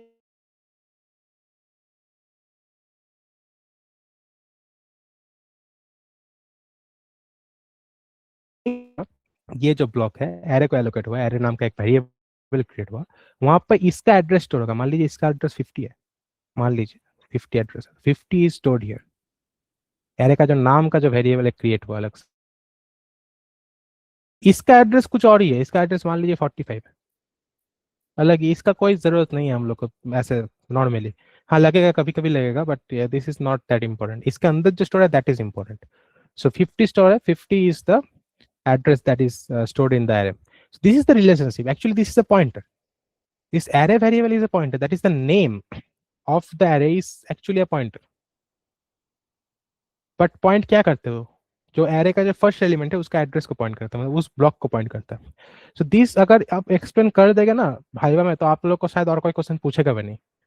दिस इज सच, मुझे भी शायद यही क्वेश्चन मिला था भाईवा में, I if I can remember correctly. तो this is a very detail topic जो मैक्सिमम लोगों को नहीं पता होता है, but I hopefully have been able to make you understand. So अब आते हैं स्ट्रक्चर्स पे। पॉइंटर का concept I think we have cleared sufficiently. तो स्ट्रक्चर में आते हैं थोड़ा। टाइम कितना है? अच्छा 40 मिनट है। आई थिंक स्टैक इम्प्लीमेंटेशन हम लोग कर पाएंगे लास्ट में। इफ स्टैक में डायरेक्टली मैनुअली इंप्लीमेंट नहीं कर पाता, मतलब उतना टाइम नहीं मिलता है, तो I think we can, like मेरा किया हुआ है ऑलरेडी, मेरे सेमेस्टर के टाइम मैंने किया था, तो उसको हम लोग रेफरेंस कर सकते हैं फिर। I will make you understand. अगर टाइम मिला तो I will implement life. So the structure is actually an user defined data type. इसमें हम लोग क्या करते हैं कि जो नेटिव डेटा टाइप्स होते हैं सी में, इंट हो गया, फ्लोट हो गया, जो भी है, कैरेक्टर एरे हो गया, वो सबको हम लोग एक स्ट्रक्चर में घुसा देता है, ठीक है। This is a precursor to classes. If you have done object oriented programming in your life, कहीं भी किया होगा आपने, पाइथन में ही किया होगा चाहे, बट किया होगा, तो उसमें आप लोग देखे होंगे कि क्लास का एक कॉन्सेप्ट रहता है। बट यहाँ पे क्लास का कॉन्सेप्ट नहीं है, क्योंकि सी इज अ प्रोसीड्यूरल लैंग्वेज, यहाँ पे क्लासेस का कोई कॉन्सेप्ट नहीं है। यहाँ पे उसका एक प्रिकर्सर है स्ट्रक्चर। इसको हम मान सकते हैं कि क्लास के साथ बहुत सारा इसका लिंक है, बट इसमें कोई ऑब्जेक्ट आप लोग नहीं बना सकते। इसमें सब खेल पॉइंटर से होता है, everything is done by pointers. So इसलिए पॉइंटर मैंने पहले करवा दिया, क्योंकि स्ट्रक्चर में पॉइंटर का एक्सटेंसिव यूज होता है। Let's do it bye particular code. यहाँ पे एक एग्जांपल दिया हुआ है, बट इसमें कुछ खास समझ में नहीं आएगा आपको, इसमें कोड ही करना पड़ेगा। ये तो हो गया, ये आपको मिलेगा सोल्यूशन में, तो मैं मार्क कर लेता हूँ इसको।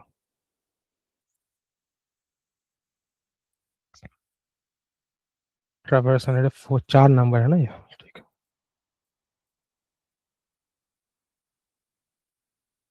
So, ये सोल्यूशन आपको चला जाएगा, जैसे कल का क्या होगा शायद गिटहब में पुश होगा, तो आज का भी चला जाएगा। हाँ। सो कहाँ पे करें? आई थिंक इसमें ही करना, नहीं स्ट्रक्चर का अलग है शायद एक।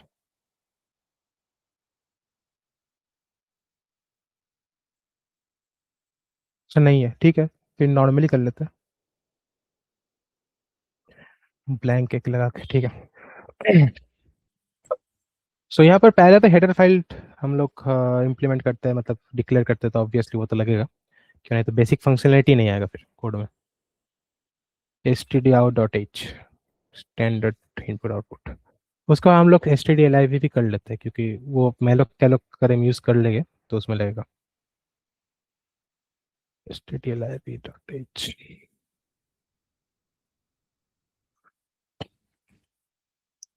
अब इंट में कर लेते हैं हम लोग, बट उसके पहले एक चीज करना पड़ेगा स्ट्रक्चर के लिए, तो वो हम बाद में देखते हैं, पहले बेसिक स्ट्रक्चर तो क्लियर हो जाए।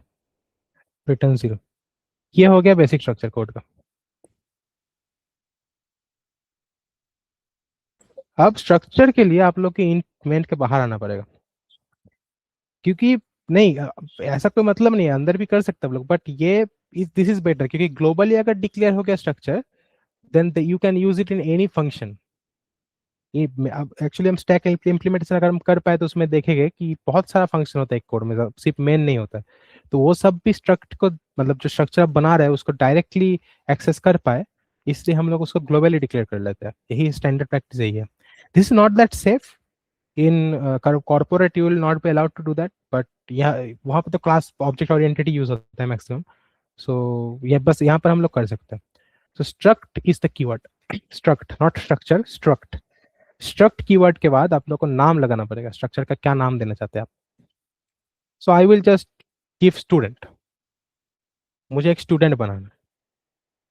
According to Java convention we should give it student. CPP में ये होता है कि जो क्लास का नेम होता है वो कैपिटलाइज होता है, बट यहाँ पर क्लास तो है नहीं, बस स्ट्रक्ट का फिर भी हम स्टूडेंट कैपिटलाइज दे रहे हैं आदत बनाने के लिए. सो स्ट्रक्ट स्टूडेंट हम लोग ले लिए.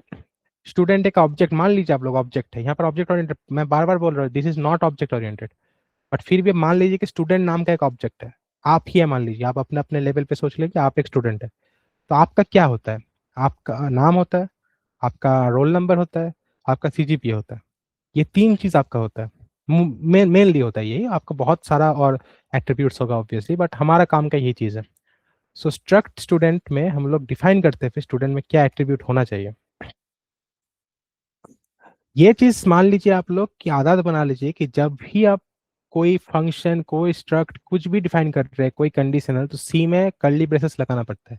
यहाँ पर इंडेंटेशन का चक्कर नहीं है, यहाँ पर एक्सप्लिसिटली आपको बोलना पड़ता है कि हाँ ये ओपनिंग कर्ली ब्रेस है, ये क्लोजिंग है, इसके अंदर जो भी है बॉडी में है, इसके बाहर I don't care. So this is the thing. And यहाँ पे स्ट्रक्ट में डिफरेंट चीज भी है, यहाँ पे सेमी कॉलन पे आपको लगाना पड़ेगा. जस्ट मेमोराइज इट, इसका कुछ नहीं कर सकते. This is the rule. Function में नहीं लगाना पड़ता आपको, जैसे मेन में यहाँ पर नहीं लगाना पड़ेगा, but this you have to do. Struct के लास्ट में एक सेमीकोलन लगाना पड़ेगा, नहीं तो फिर कंफ्यूज हो जाएगा कंपाइलर. सो इसका कोई रीजन होगा, I am not that sure about that, but you can memorise it for now. So struct student में हम लोग मान लीजिए कि नेम डालते हैं पहले. अच्छा नेम छोड़िए, वो कैरेक्टर ऐड आ जाएगा, तो हम लाल डाल ही देते हैं. क्या है तो कैरेक्टर है तो बहुत ही सिंपल चीज़ है. कैरेक्टर है मान लीजिए कि कुछ भी 10 लेटर्स का, यहाँ पर डायनेमिकली एलोकेट भी कर सकते हैं आप लोग bye the way. So name, या ऐसे करते हैं कैरेक्टर नेम 5, जो भी है. नहीं पिछला वाला भी ठीक था. कैरेक्टर नेम, फिर इन मान लीजिए एज एंटर करते हैं हम लोग, फिर फ्लोट मान लीजिए सीजीपी एंटर करते हैं. Actually I am going to remove this name because ऐसे करना सही नहीं रहेगा, ठीक है. इसे हम लोग डायनेमिकली एलोकेट करके ही करें तो बेटर है नेम को. सो दिस इज स्टैटिकली एलोकेटेड, तो इसका तो साइज हम लोग फिक्स कर रहे हैं ना, 5 लेटर की होना चाहिए. So that is not a good way to that. इसका हम लोग डायनेमिकली एलोकेट कर पाए तो क्लासेस में ऑब्जेक्ट ओरिएंटेड में दैट इज वेरी इजी, और स्ट्रक्ट में थोड़ा डिफिकल्ट हो जाता है कि पॉइंटर का मामला चला था. तो let's do it by age and CGP only, that will do. तो डाटा टाइप हो गया int and float. So student का मान लीजिए एज है, उसका सीजीपी है, और इसको रोल नंबर कर लेते हैं, that will be better. Roll number है एंड सीजीपी है. So these are the member variables. अब मेंबर वेरिएबल्स क्या होता है, क्लासेस में ये एक्सटेंसिवली यूज होता है, सीपीपी में हम लोग यहाँ पे क्या करते हैं, एम अंडरस्कोर लगा लेते हैं. This gives us a marking pattern कि हाँ ये जो एम लगा के वेरिएबल्स है सब, ये सब एक्चुअली मेंबर वेरिएबल्स है, मतलब स्ट्रक्ट के अंडर वाले वेरिएबल्स है, बाहर वाले नहीं है. सो इन लोगों का अगर हमें असाइन करना होगा कोई वैल्यू, तो उसका असाइन करने का तरीका अलग होता है. In classes, in object oriented, you will see you can not access the variables of a class outside of that class. You have to be at least the inherited class of that class, or you have to be the parent class. Like बहुत सारा उसमें फिर ये आ जाता है, क्या condition आ जाता है. तो you can not just access the inside variables, तो ज़्यादा सिक्योर होता है. पर यहाँ पर वो सब कुछ नहीं है. यहाँ पर जस्ट हम लोग आदत के लिए कर रहे हैं एम रोल और M C P. This is the struct. अब मैं क्या प्रेफर करता हूँ इसमें, आप लोग देखिएगा, अब आप लोगों को यहाँ पर ये डेटा टाइप यूज करना होगा. ये हम लोग का एक डेटा टाइप क्रिएट हो गया है, ठीक है. This is student data type. उसके अंदर दो चीज आता है, इन फ्लोट, दो डेटा टाइप है उसमें, रोल नंबर और CGPA. This is the entire structure that have created. This is a student entity. अब ये चीज आप लोग जब असाइन डेटा टाइप को यूज करोगे तो आप लोग को ऐसा लिखना पड़ेगा, स्ट्रक्ट स्टूडेंट हर time, struct student as struct student, ऐसा कुछ लिखना पड़ेगा. But that is not the way that I do it, and I have learned it from another great instructor. So he said that this is a better way. यहाँ पे एक type def लगा लीजिए आप लोग. टाइप डेफ क्या करता है, आपका जो नाम है फंक्शन का वो चेंज कर देता है. मतलब दोनों ही आप लोग यूज कर सकते हो ऑल्टरनेटिवली। और यहाँ पे स्टूडेंट और एक बार लिख लीजिए। इससे क्या होगा कि आप लोग डायरेक्ट स्टूडेंट यूज कर सकते हैं। अभी स्टूडेंट आप लोग का मतलब इससे इंट्यूशन ज्यादा बिल्ड होता है कि हाँ स्टूडेंट एक डाटा टाइप हो गया, हम लोग का स्ट्रक्ट बार बार नहीं लिखना पड़ता आपको। तो स्टूडेंट एक डाटा टाइप हो गया। अब क्या करेगा हम लोग, इसको मेमोरी एलोकेट करेगा। अब स्टैटिकली भी आप लोग कर सकते हैं स्टूडेंट एस करके, बट उसका ज्यादा कुछ यूटिलाइजेशन नहीं है। सी में एवरीथिंग इज अबाउट पॉइंटर्स। तो हम लोग क्या करें, यहाँ पर स्टूडेंट नाम का एक पॉइंटर ही बनाएगा, pointer variable student data type का, जैसे हम लोग किए थे इंट का, इंट स्टार।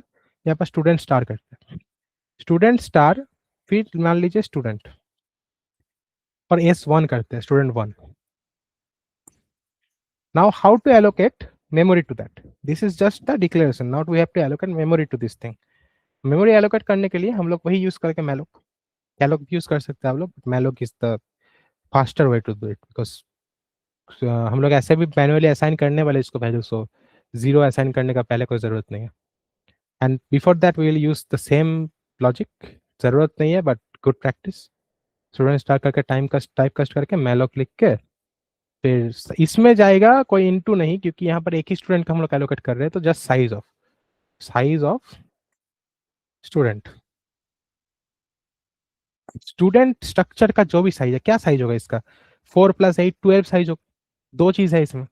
तो 12 साइज और उसका एक और साइज होगा, मतलब उसका जो एड्रेस है वो भी स्टोर रहेगा, तो सब मिला के कुछ एक साइज होगा। मान लेते हैं 12 ही है, मतलब दो ही चीज स्टोर है उसमें। तो that is past here, malloc gets that 12 value and it allocates a block in memory in the heap according to the 12 bytes, and then that address, that first block address of that entire chunk is returned to S1. So S1 now stores that. Let's analyze this and print f S1 क्या आता है उसमें। आपको बहुत clarity आ जाएगा उससे। %p करके देखता है, आई थिंक उससे बेटर रिजल्ट आ सकता है। नहीं पता, कोई मिस्टेक किया होगा तो पता चल जाएगा, देखते हैं। नहीं, मिस्टेक नहीं किया, हेक्साडेसिमल आया। देखिए मैं जैसे मैं बोल रहा था कि मेमोरी में हेक्साडेसिमल फॉर्मेट में एड्रेस रहता है, तो this is hexadecimal. You can convert it to integer very easily. You can just substitute the values. Method होता है एक, वो लॉजिकल क्या बोलते हैं उसको, लॉजिक डिजाइन में आता है शायद वो। हाँ, सो हेक्साडेसिमल टू बाइनरी कन्वर्सन ये सब आता है, डीएलडी का टॉपिक है वो, गेट का भी सिलेबस में है। So you can see to that, this is the hexadecimal address. तो S1 ये एड्रेस है S1 का फर्स्ट ब्लॉक का। S1 जो पूरा स्टूडेंट एंटिटी को जितना मेमोरी एलोकेट हुआ उसका फर्स्ट ब्लॉक का एड्रेस है ये। इसके +1 आप करते जाओगे तो पॉइंटर अरिथमेटिक करके +12 होता जाएगा। यहाँ पर क्योंकि 12 है इंट प्लस फ्लोट, सो +12 होता जाएगा। सो that is how this entire thing works. This is a very consistent thing actually pointer का, इसलिए I prefer pointer. Statically allocation से पॉइंटर इज बेटर। अब हाँ, वही चीज़ है कि आपको फ्री भी करना होता है, जैसे इसमें मैंने नहीं किया है इस कोड में पॉइंटर जो मैंने किया था ट्रावर्सल, तो this is a very bad thing, bad practice. We have to actually free the memory. इसमें हम लोग करते हैं, चलिए इसमें हम लोग देख लेंगे कि बेटर प्रैक्टिस क्या होता है। सो ये तो प्रिंट एफ था, इसको हटा दे, कमेंट आउट करते हैं, दिस इज डन। अब इसको असाइन कैसे करते हैं वैल्यू। मान लीजिए हम लोग को एक स्टूडेंट एंटिटी बनाना है, तो ये तो हम लोग मेमोरी असाइन करते हैं उसको कि हाँ यहाँ पर स्टोर होगा जो वैल्यू आएगा, तो वैल्यू तो आना भी चाहिए ना।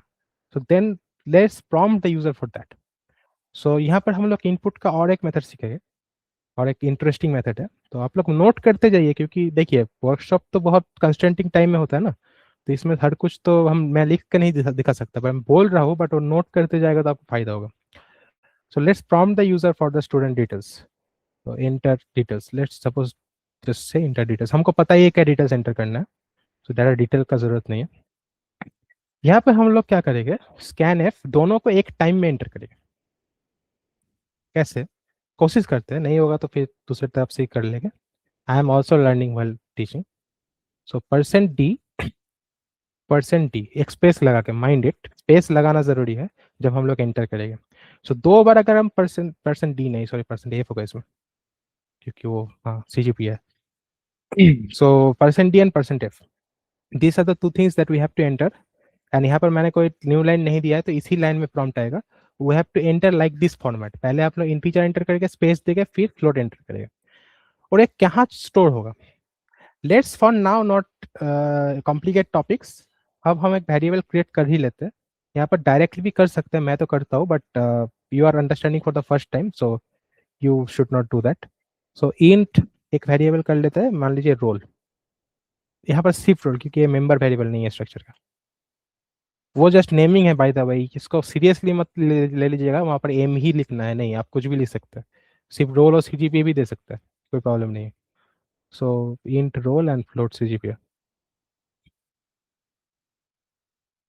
these are the member variables, and then let's get our inputs in these variables, then we can transfer it to the struct, so that will be a lot neat. So let's go it like this, and percent cgpa,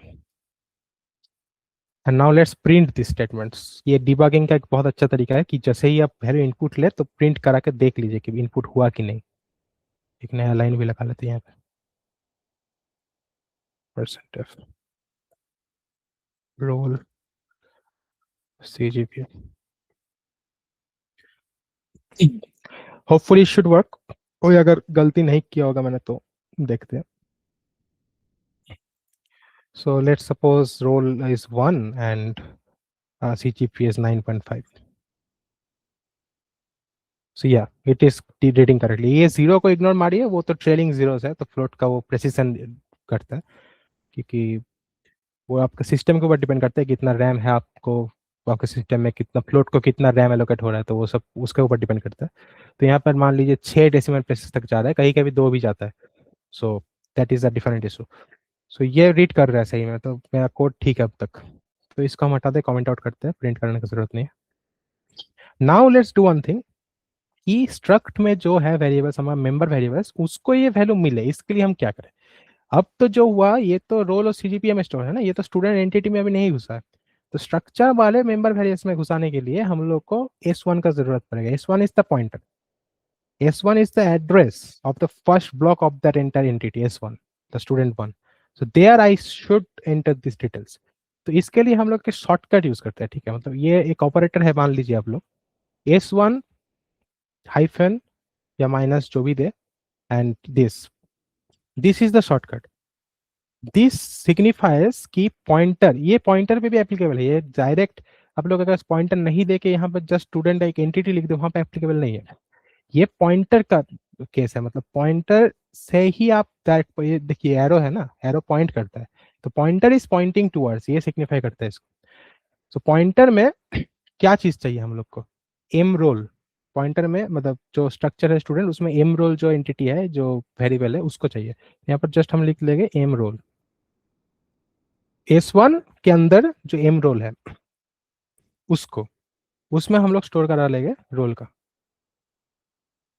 और similarly S1 के अंदर जो CGPA है, मतलब M CGPA, उसमें हम लोग store करा लीजिए सीजीपीए।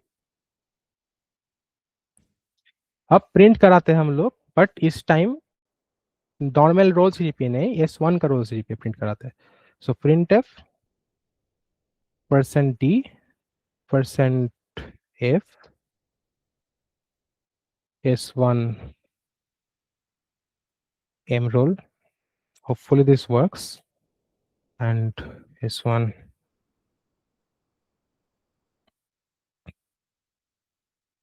mcgpm।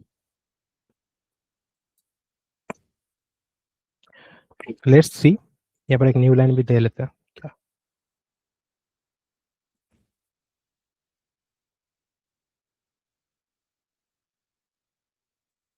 1, सॉरी मैंने मिस्टेक किया कि एंटर करने टाइम मैंने स्पेस नहीं दिया, बट इसमें कोई प्रॉब्लम नहीं है, एंटर मार के भी मैं डायरेक्ट एंटर करूँ तो फिर भी हो जाएगा, बट बेटर प्रैक्टिस यही है कि स्पेस देके जैसा फॉर्मेट है उसी को फॉलो कीजिए।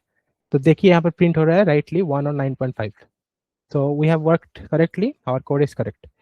अब इसका और एक मेथड हो सकता है, जो आप लोग एरो देके डायरेक्टली किया ना, इसको हम ऐसे भी कर सकते हैं। इन दोनों लाइन को हम पॉइंट आउट अगर करें, तो this is the way that I think your college will teach you, in the most in most classes this is the way they go. So हम लोग डी रेफरेंस कर लेते हैं पहले जो ब्रैकेट के अंदर S1 को डिफरेंस कर लिया, तो क्या आया, S1 का जो एड्रेस में जो थिंग जो चीज़ है वो आया। अब वो क्या है, वो है स्टूडेंट एंटिटी, स्टूडेंट का एंटिटी हम लोग को मिल गया, वहाँ पर पॉइंटर से हम लोग डी रेफरेंस करके वो जिसको पॉइंट कर रहा था एंटिटी को वो मिल गया। तो उसके अंदर हम लोग जाएंगे फिर डॉट यूज करके, ये जावा में बहुत एक्सटेंसिवली यूज होता है। सो डॉट ऑपरेटर यूज करके हम लोग उसके अंदर जाके जो एम रोल है उसको एक्सेस करेंगे। ये डिरेफरेंस करने से हम लोग को ये चीज मिल गया। मान लीजिए ये पूरा ब्लॉक हम लोग को मिल गया, उसके अंदर हम लोग को जाने के लिए डॉट यूज करना पड़ेगा। वो सारा स्टेप को बाईपास करके ये ऑपरेटर काम करता है, वो डायरेक्टली पॉइंटर से उसके अंदर का चीज में चला जाता है। तो पॉइंटर जिसको पॉइंट कर रहा है फिर उसके भी अंदर, मतलब डबल चला जाता है अंदर वो। बट ये हम लोग मैनुअली भी कर सकते हैं, पूरा डिरेफरेंस कर लिया फिर मान लीजिए कि एम रोल, फिर उसको असाइन कर देते हैं हम लोग की वैल्यू, क्या रोल का वैल्यू। सिमिलरली फॉर सिमिलर क्या, शॉर्टकट क्यों नहीं काम कर रहा। हाँ, सो एस वन में सी जी पी है।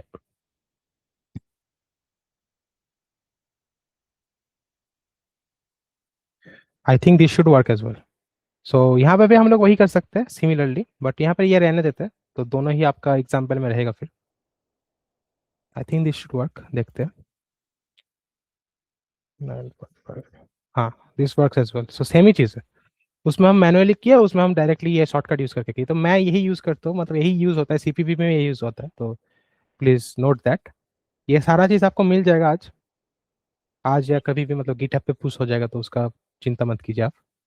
सो इसको मैं नहीं, ये रहना देते हैं, कमेंट आउट बाद में कर लेंगे। सो हाँ, ये हो गया स्ट्रक्चर का पूरा केस। तो now I will take some doubts, अभी 20 मिनट्स लगभग बचा हुआ है सेशन में। तो स्टैक का भी देख लेंगे हम लोग बाद में, 5 मिनट बाद।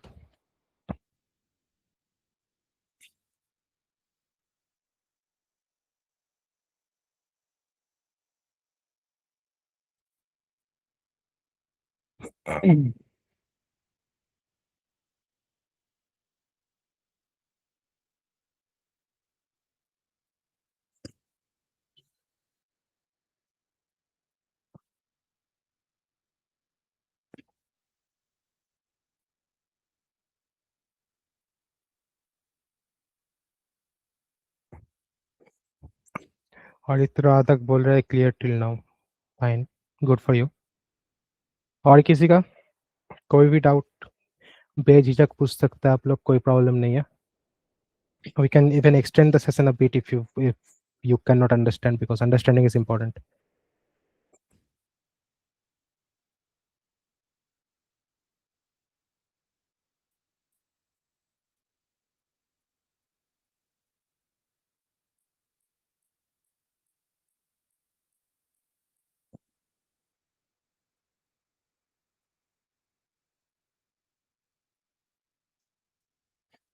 हाँ तो क्विज लिंक आप लोग को लगभग 1-5 बजे तक मिल जाएगा, अगर एक सेशन एक्सटेंड नहीं हुआ तो। If we can finish it by 1 or 1:05 then you will get the quiz link at 1:05। But अगर एक्सटेंड हो गया बाई चांस, ज़्यादा नहीं होगा, 5-10 मिनट 15 मिनट ही होगा शायद, तो उसमें अगर हो गया, एक्सटेंड नहीं करवा पाया मैं पूरा कंप्लीट, बट कंप्लीट करना तो जरूरी है इसलिए एक्सटेंड करना पड़ेगा शायद। So then we can postpone it to 120 और समथिंग लाइक दैट, बट उससे ज़्यादा नहीं जाएगा शायद मोस्टली। हाँ, new time will be notified accordingly. But उस पर आप लोग फोकस मत कीजिए ना, आप लोग कॉन्सेप्ट पे फोकस कीजिए। कॉन्सेप्ट अगर स्ट्रांग होगा तो आपका क्विज तो ऐसे ही निकल जाएगा, उसमें ज़्यादा कुछ इंपॉर्टेंट, मतलब ऐसा हार्ड क्वेश्चन नहीं है, जो कवर हुआ है उससे उससे ही है वो। Which method we should use, मतलब किस चीज़ का बात कर रहे हैं आप? अच्छा, वो पॉइंटर का? नहीं, वो जो मैंने पहले बोला वही यूज़ कीजिए आप लोग, मैं तो वही करता हूँ, बाकी आपका चॉइस है। दिखा देता है एक बार मैं, ये चीज़ मैं इसको कमेंट आउट कर देता हूँ फिर। This is not the intended way, मैं तो नहीं करता ऐसे, आप लोग ऐसे ही यूज़ कीजिएगा।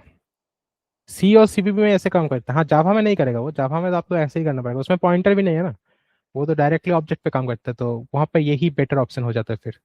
प्रोज एंड कॉन्स में वो ज़्यादा भारी हो जाता है, बट यहाँ पे तो यही बेटर ऑप्शन है, ये शॉर्टकट है एक्चुअली। इससे आप डायरेक्टली पॉइंटर से उसका एंटिटी के अंदर का जो वेरिएबल्स है वो एक्सेस कर सकते हैं। बट हाँ, अगर आपको एंटिटी ही चाहिए तो यू हैव टू लाइक, वो आपका इंट्यूजन है, ठीक है, वो रटिए मत।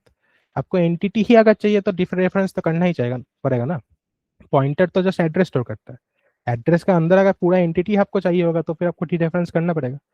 जैसे हम लोग फंक्शन में जब पास करते हैं, अगर एंटिटी का वैल्यू पास करना होगा तो फिर वहाँ पे। और हाँ, और कोई डाउट है क्या? Fourth session, I don't think there will be fourth session. देखते हैं, जरूरत नहीं पड़ेगा उसका शायद।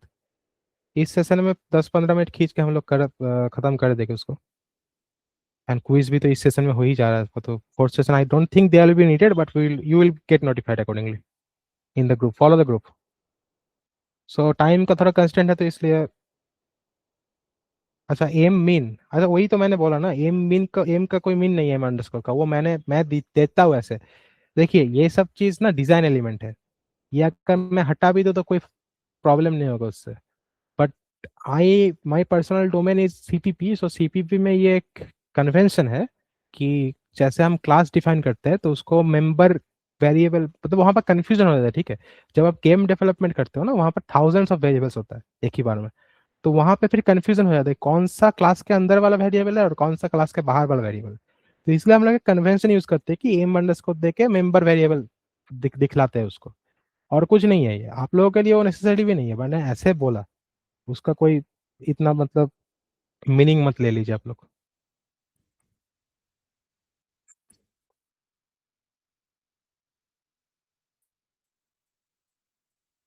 तो ठीक है, लेट्स प्रोसीड। 15 मिनट तो अभी शेड्यूल टाइम बचा हुआ है। मेरा मोबाइल का चार्ज भी थोड़ा प्रॉब्लम कर रहा है।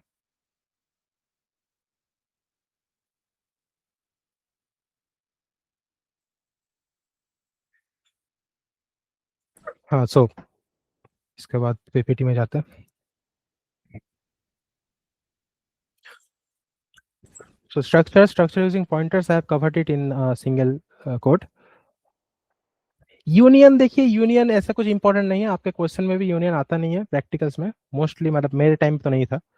तो ये बस यही इसका पीपीटी आप लोग एक पढ़ लीजिएगा, ये स्लाइड। इसमें क्या होता है कि एक सिंगल मेमोरी ब्लॉक ही एलोकेट होता है, ये थोड़ा स्पेस एफिशिएंट अल्टरनेटिव है, मान सकते हैं हम लोग। जैसे कि स्ट्रक्ट में हम लोग देखे थे ना कि इसमें इंट और फ्लोट के लिए अलग अलग एलोकेट हो रहा था, 4 + 8 12, बट यहाँ पर सिर्फ इंट, मतलब फर्स्ट जो डेटा टाइप है उसका नहीं एलोकेट होगा, जो लार्जेस्ट डेटा टाइप है। इसमें फ्लोट लार्जेस्ट है ना 8, तो 8 एलोकेट होगा उसमें। वो हर टाइम उसको रीअरेंज करते रहता है, फिर मतलब इंट आ गया तो फ्लोट को थोड़ा टाइप कास्टिंग कर लेता है, ऐसा करता है, मतलब एक एक ये मेमोरी कंजर्विंग मैकेनिज्म है। But this is not that important. Structure जैसे अपने यहाँ पर लिखा हुआ है, देखिए, unlike structures where each member has its own memory, member in the sense like this, int I, float f, these are member variables, so these have their own separate memory. Yeah, they can be contiguous, they can be non contiguous as well. So तो जो अपना separate memory मिलते हैं उनको, union में नहीं मिलता है। यूनियन में जो लार्जेस्ट मेंबर होता है, यहाँ पर जैसे फ्लोट है, तो उसका जो साइज होता है वही एलोकेट होता है यूनियन को, फिर वो लोग रीअरेंज करते रहते हैं।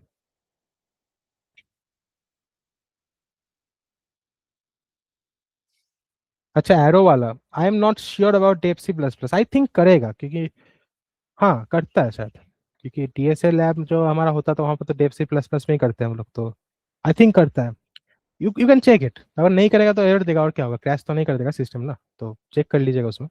अगर नहीं करेगा तो प्रोसेस तो आपको बता ही दिया ना, वो भी करेगा, वो तो करेगा ही हर टाइम, डी रेफरेंसिंग वाला। हाँ, सो यूनियंस हो गया।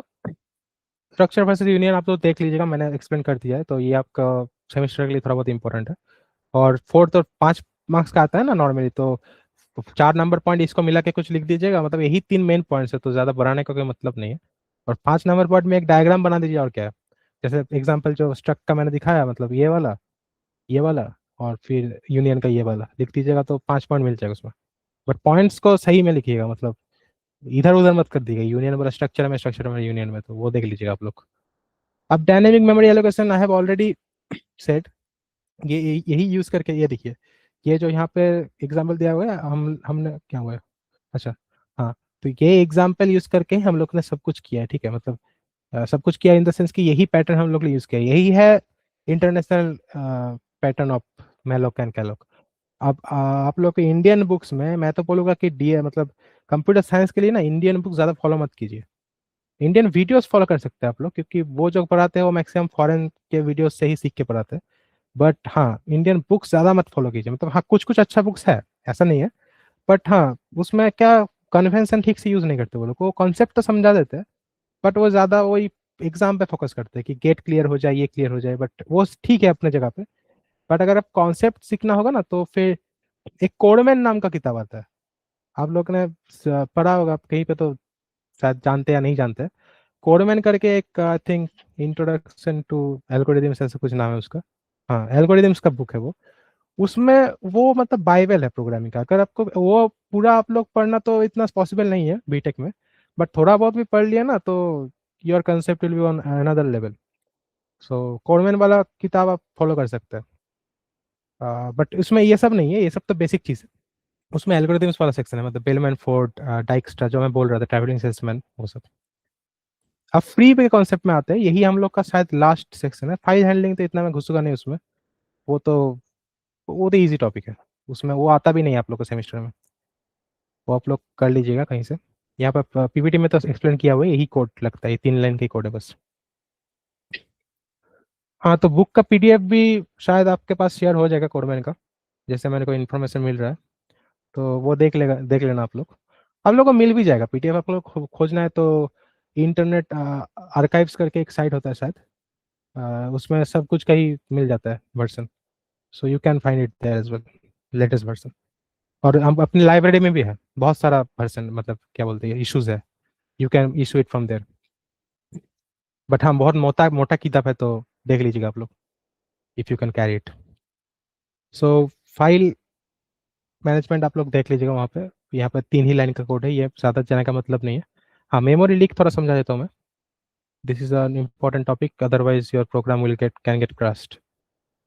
यहाँ पे भी दिखाया जाता है, ठीक है। ये एक ही लाइन है बस, यहाँ पे लास्ट में जाकर बस फ्री S1।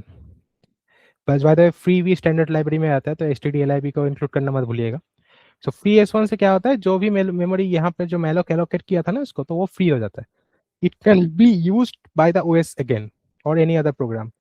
अगर नहीं करेंगे वो आप, तो हमारे केस में कोई दिक्कत नहीं है, क्योंकि हम लोग का प्रोग्राम कितना मिली सेकंड चलते हैं, 1 मिली सेकंड, आधा मिली सेकंड, उससे भी कम। तो वो उसी उसी टाइम के लिए एलोकेट रहता है, जैसे प्रोग्राम एंड होता है वो ऑटोमेटिकली डी एलोकेट हो जाता है।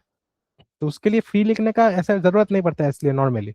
बट अगर आप ऐसे प्रोग्राम में जाए जहाँ पे ओएस जैसे काम करते हैं, मैं ऐसे क्लास ले रहा हूँ तो मेरा 1.5 घंटे से ओएस एक्टिव है, ओएस का सारा प्रोग्राम चल रहा है।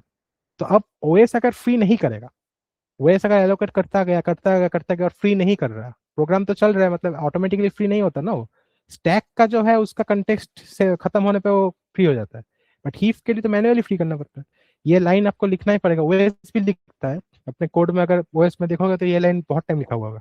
तो ओएस भी फ्री करता है, अगर फ्री नहीं करेगा तो मेमोरी खत्म हो जाएगा। कितना भी गीग्स ऑफ रैम हो आप में, मेरा 8 GB है तो आपका 16 GB हो, कितना भी जीबी हो, अंत में जाके सब फिल हो जाएगा अगर फ्री नहीं करेंगे तो। This is the way that neat programming should work. ये रन करा के देखा तो कोई डिफरेंस आपको समझ में नहीं आएगा। ऐसे अपने प्रोग्राम में तो कोई भी डिफरेंस नहीं होगा, क्योंकि this is very basic programme. यहाँ पे सेम ही चीज़ है, जो आया था वही आएगा। But this is the actual way to do it. Free मतलब आप मैनुअली उसको फ्री कर रहे हैं। अगर सेमेस्टर एग्जाम्स में ये अगर करेंगे आप तो that will carry extra marks. हाँ, तो फ्री का कॉन्सेप्ट भी हो गया। This is just a single line of code, not that, but the concept is very important. File handling आप लोग देख लीजिएगा, 3 लाइन का ही कोड है, बस एक फाइल ओपन करके उसके बस एक मोड होता है, राइट मोड में ओपन है ये, जैसे एग्जांपल रीड मोड भी होता है, अपेंड मोड होता है। रीड मतलब उससे जस्ट आप पढ़ना चाहते हैं, राइट मतलब उसमें आप जस्ट राइट करना चाहते हैं, अपेंड मतलब उसको मॉडिफाई करना चाहते हैं, बस यही। तो उसको देख लीजिएगा आप, वो ज़्यादा कुछ इंपॉर्टेंट नहीं है, आपके सेमेस्टर में इतना इंपॉर्टेंट नहीं है वो। मतलब मेरे टाइम तो नहीं था। अगर आपके जो सर होके, वो प्रोफेसर होके वो ज़्यादा मतलब वैल्यू दिए होगे उसको, तो आप लोग देख लीजिएगा वो। अब सी वर्सेस C++, ये कोई ऐसे थियोरेटिकल क्वेश्चन नहीं है, आपके सेमेस्टर में तो नहीं आएगा most probably. But this is a thing that you should learn. Interview में कभी कभी पूछ लेते हैं, जैसे मेरे केस में, मैं इंटरव्यू तो नहीं दिया हुआ अभी, मैं तो 3rd ईयर में हूँ, बट मैं सुना हूँ, मेरे जो सीनियर्स थे उनसे सुना हूँ कि ऐसे मतलब आप लोग बोलोगे ना, अगर सीपीपी में आप प्रोग्राम करते हो, CPP is your language for TS, then वो पूछ लेते कि हाँ तो सीपीपी में करते हैं तो बोलिए कि सी और सीपीपी में क्या ही डिफरेंस फाइंड किया आपने। तो आपने किया होगा ना दोनों, तो क्या है डिफरेंस मिला उसमें। तो they check your understanding of the two languages, so for that this is important. अब सी और सीपीपी में सबसे जो बड़ा डिफरेंस है वो तो है उसका paradigm. Paradigm in the sense कि उसका बेसिक क्या है, प्रोसीड्यूरल है कि ऑब्जेक्ट ओरिएंटेड है। सी इज प्रोसीड्यूरल, क्योंकि वहां पे आपको हाउ बोलना पड़ता है। हाउ मतलब कि आपको कोड कंप्यूटर को बोलना पड़ता है कि चीज कैसे करे। वहां पर ऐसा नहीं होता कि लाइब्रेरी इंपोर्ट कर ली है बस उसको ऑब्जेक्ट यूज करके उसके अंदर का फंक्शन यूज कर लिया, नहीं। वर्ड वहां पर इंपॉर्टेंट नहीं है, वहां पर हाउ इंपॉर्टेंट है, कैसे। आपको छोटा से छोटा चीज अगर आपको इस एम्प्टी भी फाइंड करना है, हम लोग स्टैक में देखेंगे होपफुली कि अगर एक स्टैक एम्प्टी है कि नहीं, एक एरे एम्प्टी है कि नहीं, वही फाइंड करना है आपको। तो you have to in detail explain it to the compiler, एक अलग फंक्शन बना के कि कैसे फाइंड करने हैं वो true false. So that is procedural programming. And C++ is more object oriented. It had procedural part as well. You can code procedural in it as well. That is, it's a hybrid. It's a mixture of two. But object oriented is the salient feature of C++. And that's why C++ becomes a very powerful language. Java लोग करते हैं, very good. Java is a great language. वो corporate में भी use होता है, बहुत secure है वो। उसमें बहुत सारे सिक्योरिटी फीचर्स है, एक्सेप्शन हैंडलिंग है, वो मेमोरी हैंडलिंग, गार्बेज हैंडलर है उसमें, अच्छे से हैंडल करता है। But C plus plus is more of a more powerful language. अगर आपको कंट्रोल चाहिए, अगर आपको स्पीड चाहिए, अगर आपको कंप्यूटर को समझना है, कंप्यूटर को अपने अकॉर्डिंग काम कराना है, then C plus plus is the way for you. इसलिए जो गेम इंजिन है जिसमें अनरियल इंजन भी आ गया, आप लोग जीटीए खेले होगे, आप लोग कुछ तो खेले होगे ना लाइफ में, आप लोग सीओडी खेले होगे, आप लोग बीजीएमआई तो खेले ही होगे, कोई ना कोई फ्री फायर बीजीएमआई। तो सब कुछ C plus plus may not be the language behind that, but कहीं ना कहीं सी प्लस प्लस पे एलिमेंट्स वहाँ पे यूज होता है ऑब्जेक्ट ओरिएंटेड प्रोग्रामिंग का। अनरियल इंजन में जो गेम डेवलप होता है वो तो सब भी सी प्लस प्लस से बेस्ड है, वो इंजन ही सी प्लस प्लस पे बेस्ड है। जो यूनिटी में डेवलप होता है, जो मैक्सिमम इंडी गेम्स होते हैं वो यूनिटी में डेवलप होता है, तो उसमें सी शार्प यूज होता है। That is also kind of a mixture of C C plus plus this things. So C is a very low, मतलब वेरी कोड लैंग्वेज। आप सी सी प्लस प्लस आपको पता है ना, तो you can understand, really understand what is going on under the hood. Classes का बात जैसे मैंने बोला कि सी में क्लासेस का कोई कॉन्सेप्ट नहीं है, उससे मिलता जुलता एक चीज है जैसे स्ट्रक्चर, बट यूनियन भी बोल सकता है, बट स्ट्रक्चर क्लास तो नहीं है ऐसे। और सी प्लस प्लस में क्लास है, उसका ऑब्जेक्ट्स भी बना सकते हैं हम लोग। That is a different topic.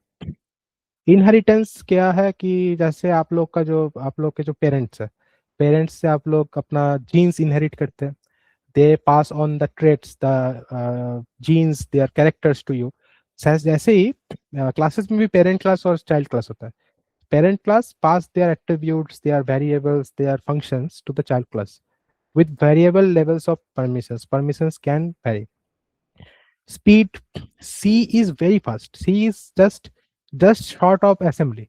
मतलब मशीन कोड एकदम इंस्टेंटेनियसली एग्जीक्यूट होता है, असेंबली उससे उसके बाद और जस्ट उसके बाद सी। मतलब इतना फास्ट होता है मैं बोल नहीं सकता, बहुत फास्ट होता है। But C plus plus is slightly slow, it is still faster than Java and Python, but is slightly slow than C because it has much more detail functionalities. इसमें ऑब्जेक्ट क्लासेस का भी concept चला आता है। हाँ, थोड़ा please give me some time, मैं थोड़ा फोन को चार्ज में, नहीं छोड़िए, ठीक है, हो जाएगा आई थिंक। 6% चार्ज है, आई कैन मैनेज। सो या स्लाइड, बैटरी सेवर ऑन कर लेते हैं।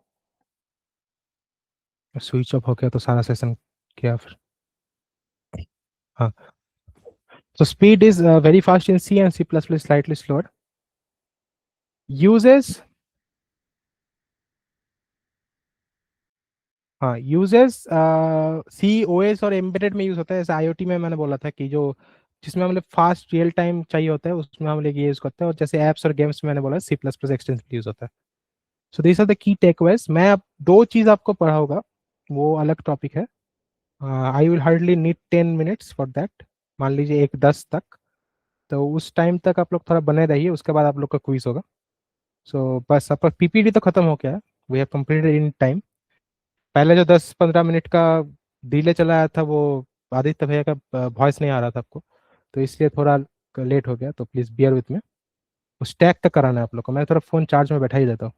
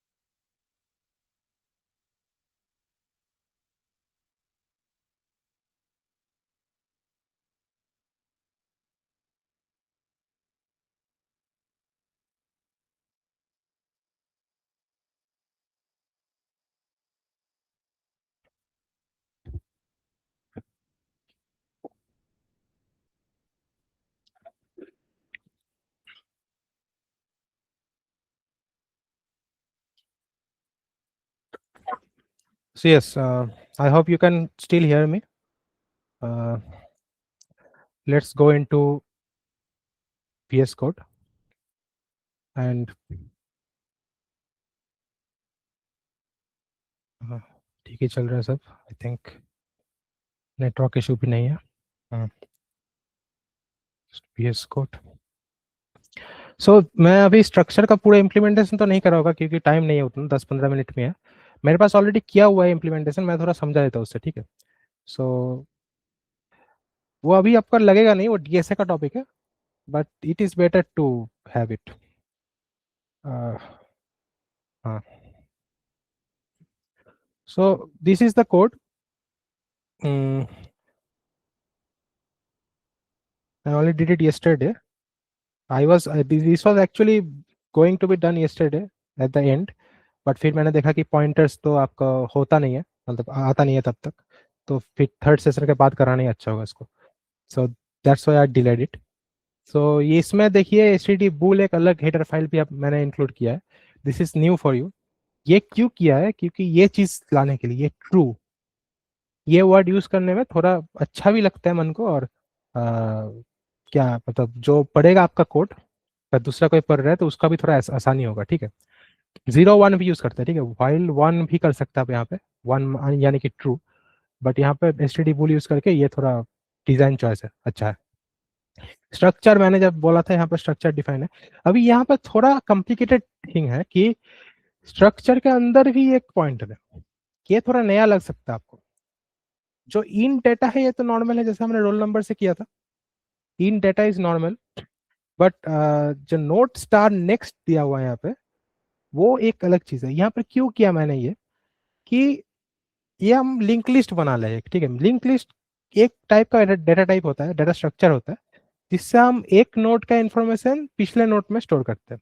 सो ये स्टेटमेंट क्या कर रहा है कि नेक्स्ट, इसलिए मैंने नाम भी ऐसे दिया है कि जो नेक्स्ट नोड है उसका एड्रेस ये स्टोर कर रहा है. इससे हम लोग को एरे डिफाइन नहीं करना पड़ता. एरे एक अलग टाइप का डेटा स्ट्रक्चर होता है, वो इंडेक्स के ऊपर बेस करता है. उसमें इंसर्शन डिलीशन बहुत महंगा होता है, इसके लिए पूरा एरे को आपको शिफ्ट करना पड़ता है. बट लिंक लिस्ट में वो चीज बहुत आसान होता है. Insertion deletion is like time complexity is just you have to just find that portion and then just insert it. So order of n. पर उसमें फिर n स्क्वायर चला जाता है एरे में, ये सब में वो बहुत एक्सपेंसिव हो जाता है. तो इसमें डेटा को नॉर्मल डेटा टाइप है, इसमें हम पॉइंटर स्टोर कर रहे हैं. कर सकते हैं हम लोग डबल पॉइंटर भी कर सकते हैं, कुछ भी कर सकते हैं. स्ट्रक्चर के अंदर हम लोग कुछ भी डेटा टाइप स्टोर कर सकते हैं. ऐसा भी कर सकते हैं कि यहाँ पर मान लीजिए एक स्टूडेंट है, स्टूडेंट का भी हम लोग डेटा टाइप यहाँ पर स्टोर कर सकते हैं पॉइंटर के रूप में. This is entirely our choice. अब यहाँ पर मैंने स्ट्रक्ट नोट क्यों लिखा? क्योंकि यहाँ पर टाइप डेफ ऑलरेडी काम नहीं किया अभी तक. टाइप डेफ अगर काम कर जाता तो फिर हम नोट स्टार डायरेक्ट लिखते, बट यहाँ पर टाइप डेफ काम नहीं किया है, तो मैंने स्ट्रक्ट नोट ज्यादा मतलब पूरा ही लिख दिया. यहाँ पे एक टाइम ही लिखना पड़ेगा, उसके बाद तो हम लोग डायरेक्ट नोट लिख सकते हैं क्योंकि टाइप डेफ का अपना काम कर चुका है तब. This is the structure. अगर समझ में नहीं आया तो आप चैट में लिख सकते हैं, बट इसका ज्यादा आपको जरूरत नहीं है ऐसे. This is for advance concept. DSA में आप लोग पढ़ोगे पूरा सेमिस्टर में ये. सो बस थोड़ा इंट्रोडक्शन कराना था मुझे. अब ये थोड़ा आप छोड़ते हैं अभी के लिए. ये 4 स्टेटमेंट क्यों लिखा मैंने अभी? यहाँ पर मेन पोर्शन में आता है, मेन फंक्शन में. यहाँ पर जैसे node star stack equals to null लिखा है मैंने, ठीक है. अभी node star stack equals to null मतलब क्या है? ये पॉइंटर है, इसमें अभी हम कोई एड्रेस स्टोर नहीं कर रहे हैं. यहाँ पर हम ये अगर नहीं भी लिखते हैं, ऐसे छोड़ देते हैं, तो फिर कोई दिक्कत नहीं था. But that is a very dangerous thing in large programs, that might cause issue, ठीक है. उसमें गार्बेज वैल्यू स्टोर रहता है नॉर्मली पॉइंटर में, तो वो फिर आपको गलत जगह पॉइंट कर देगा. तो it's better to just rewrite it as null. Null मतलब वो समझ लेगा कि वो एम्प्टी है, उसमें कुछ नहीं है. This is a design choice और brother should say safety choice. So यहाँ पर इंट चॉइस न्यूमरेटर 2 वेरिएबल हमने डिफाइन किया. अब हम लोग इनफाइनाइट लूप चला गए. So don't get shocked. I know for first years and for first semester students infinite loop is a very dangerous thing. Infinite loop अगर चल गया तो फिर आप लोग को पूरा प्रोग्राम ही क्लोज करना पड़ता है, फिर डिबग करना पड़ता है. बट यहाँ पर हम लोग इंटेंशनली चला रहा है इनफाइनाइट लूप, क्योंकि हम लोग वहाँ पर एग्जिट का भी पॉइंट लग रहा है. If the user wants they can exit, but नहीं तो हमको मेनू दिखाना पड़ेगा बार बार. मेनू में हम लोग क्या ले रहे हैं? एक उसके पास से एक चॉइस ले रहा है. जैसे आपको स्टैक में वैल्यू एंटर करना है कि एग्जिट कराना है, मतलब निकालना है, कि पूरा स्टैक को प्रिंट कराना है, ये 3 चॉइस है मैन। और 0 एंटर कीजिएगा तो एग्जिट कर जाएगा प्रोग्राम से, मतलब हो गया आपका काम। फिर स्कैन ऐप लेके हम लोग वैल्यू मतलब चॉइस को ले रहे हैं input, very simple. Then switch case, जैसे मैंने डिस्कस किया था, स्विच केस से हम लोग देख रहे हैं कि यूजर ने कैस क्या एंटर किया एक्चुअली। तो अगर 1 एंटर किया होगा तो will push the thing, and 2 enter किया होगा तो pop the thing, and 3 enter किया होगा तो will print the stack. 1 enter किया होगा तो पुश करने के लिए हम लोग को तो डाटा भी चाहिए होता है, क्या एंटर कराना चाहता है यूजर। हम लोग यहाँ पे हम लोग अपना डाटा दे सकते हैं खुद से, but that is not a good choice again. User defined data are better.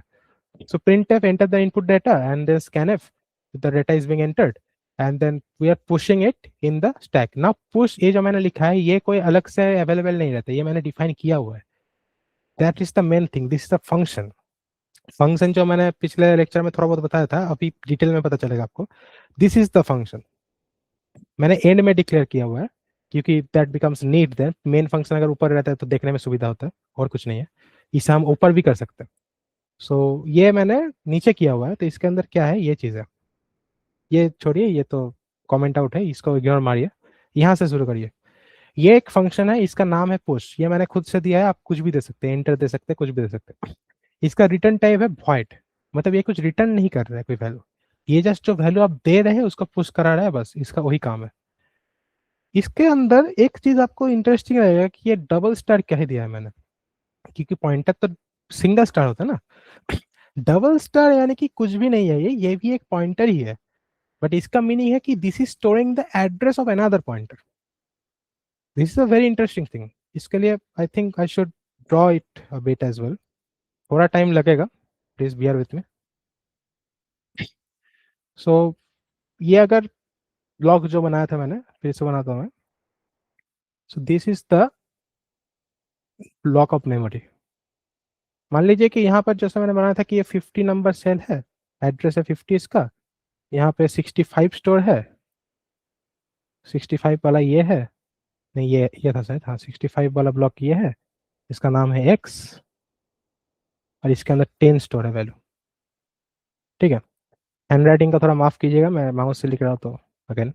So 65 is stored here and this is the pointer. Let's suppose P is the name of this block. So this is the structure that we have till now. अब हमारा काम आता है इस 50 से। मैंने बोला था कि इसको अभी के लिए इग्नोर मारिए, बाद में लगेगा। तो अभी क्यों कर रहे हो, क्यों कर रहे हैं बाद में देखते हैं कि क्या कर रहे हैं, पहले देखते हैं। ये जो पॉइंटर का एड्रेस है, ये हम लोग स्टोर कर रहे हैं दूसरे पॉइंटर में। दूसरा पॉइंटर मानिए यहीं पे है, दूसरे ब्लॉक में भी रह सकते हो, कोई दिक्कत नहीं है, बट फॉर डिजाइन पर्पज से यहाँ पे रखते हैं। लेट्स सपोज इसका नाम है, क्या रखे कुछ भी रखते हैं, पीटीआर लग देते हैं, पीटीआर पॉइंटर। तो this is the PTR block. इसके अंदर क्या रहेगा, ये 50 रहेगा, और इसका अलग एक एड्रेस होगा अपना, ये ब्लॉक का एड्रेस मान लीजिए 53 है मान लीजिए। सो 53 is the address of this block. वो अभी इंपॉर्टेंट नहीं है, अगेन ये नॉन इंपॉर्टेंट हो गया। अब पिछला जो पॉइंटर था उसका एड्रेस हम लोग पीटीआर में स्टोर करा रहे हैं, this becomes important now. So now PTR को अगर हमें डिक्लेयर करना होगा तो हमें डबल एस्टेरिस्क लगाना होगा यहाँ पे, क्योंकि this is the pointer to a pointer. Int type है तो इंट ही रहेगा, हमारा फाइनल जो डाटा स्टोर कर रहा है वो इंट ही है ना, तो इंट ही रहेगा डाटा टाइप यहाँ पे। But this is the pointer to a pointer, मतलब ये जो 10 है इसका ब्लॉक एक पॉइंटर पॉइंट कर रहा है, ये this is pointing towards this, and this is ना pointing, this PTR is pointing towards this. This is the difference. Now ये हम लोग ने क्यों किया, that is the important thing. ये हम लोग ने किया क्योंकि अगर यहाँ पे आप लोग कोड देखिएगा तो हम लोग एक टेम्पोररी वेरिएबल रख रहा है, उसमें हम लोग स्टोर कर रहे हैं एड्रेस। किसका एड्रेस, नाउ स्टैक जो हम लोग का वेरिएबल है, स्टैक वेरिएबल क्या था, स्टैक वेरिएबल यहाँ पर हम लोग ने डिफाइन किया था कि इसमें नल स्टोर है, this is the first pointer. तो उसका जो एड्रेस है वो हम लोग स्टोर कर रहे हैं टेम्प पे। ये समझना पड़ेगा इसका, ये this very very difficult. Difficult तो नहीं बोलूंगा मैं, कॉम्प्लिकेटेड तो है। तो यहाँ पर हम लोग पास क्या कर रहे हैं, स्टैक का एड्रेस जो मैंने लिखा था वहां पे 50, that 50 is being passed here. The pointer का एड्रेस, पॉइंटर में जो एड्रेस स्टोर है वो नहीं, पॉइंटर का एड्रेस। क्योंकि हम लोग को यहाँ पर पास बाय रेफरेंस करना पड़ रहा है, अगर हम वैल्यू पास करेंगे जो पॉइंटर है उसको ही डायरेक्ट पास कर लिए तो उसको हम लोग एडिट नहीं कर पाएंगे। फिर ये एक अलग वेरिएबल बन जाएगा। नोट स्टार स्टैक एक अलग वेरिएबल बन जाएगा, यहाँ पर जो भी हम एडिट करेंगे वो वहां पर रिफ्लेक्ट नहीं होगा। जैसे नॉर्मली आपका एक टॉपिक में आता है pass by value, pass by reference, तो that will be not be reflected in the original main function में जो वेरिएबल है, वो बस यहाँ तक सीमित रह जाएगा। इसलिए हम लोग रेफरेंस पास कराते हैं कि एड्रेस पास करा दिया इस पॉइंटर का, तो उस एड्रेस से हम लोग डायरेक्ट काम कराएंगे। वो एड्रेस को डिरेफरेंस करेंगे, फिर उसके अंदर जो डाटा है उसको एडिट करेंगे, और उसका जो नेक्स्ट है उसमें हम लोग पिछला वाला का एड्रेस एंटर करा देगा। So now this having been clear, the double pointer का इशू क्या होता है, अब थोड़ा लॉजिक में आता है कि पुश कैसे कराता है। ये जो एड्रेस है हम लोग टेम्प में स्टोर करा दिए, फिर स्टैक में एक नया एलोकेट करा दिया मेमोरी, ठीक है। मेमोरी नया एलोकेट करा के वहां पे जो डाटा आया था न्यू डाटा के रूप में वो एंटर करा दिया। फिर नेक्स्ट में हम लोग क्या करेंगे, जो टेम्प में स्टोर किया था, जो पहले का जो हेड था वो स्टोर करा देंगे। स्टैक डाटा टाइप ऐसे होता है कि एक स्टैक जैसे होता है, आप लोगों ने देखा होगा, अगर किताब का स्टैक आप लोग बनाते हैं तो उसमें जैसे होता है कि this is the bottom most element, उसके ऊपर से फिर ऐड होते जाता है, दिस इज द, इसके ऊपर, फिर उसके ऊपर और एक ऐड हुआ ऐसे। तो जैसे इसके ऊपर और एक मैं ऐड करना चाहता हूँ, तो क्या कर रहे हैं हम लोग, इसका जो एड्रेस है ये लोग हम टेम्प में स्टोर करा रहे हैं, जैसे वो लॉस्ट लॉस्ट ना हो जाए। नहीं तो वो लॉस्ट हो जाएगा, फिर उसको हम लोग फिर रिकवर नहीं कर सकते।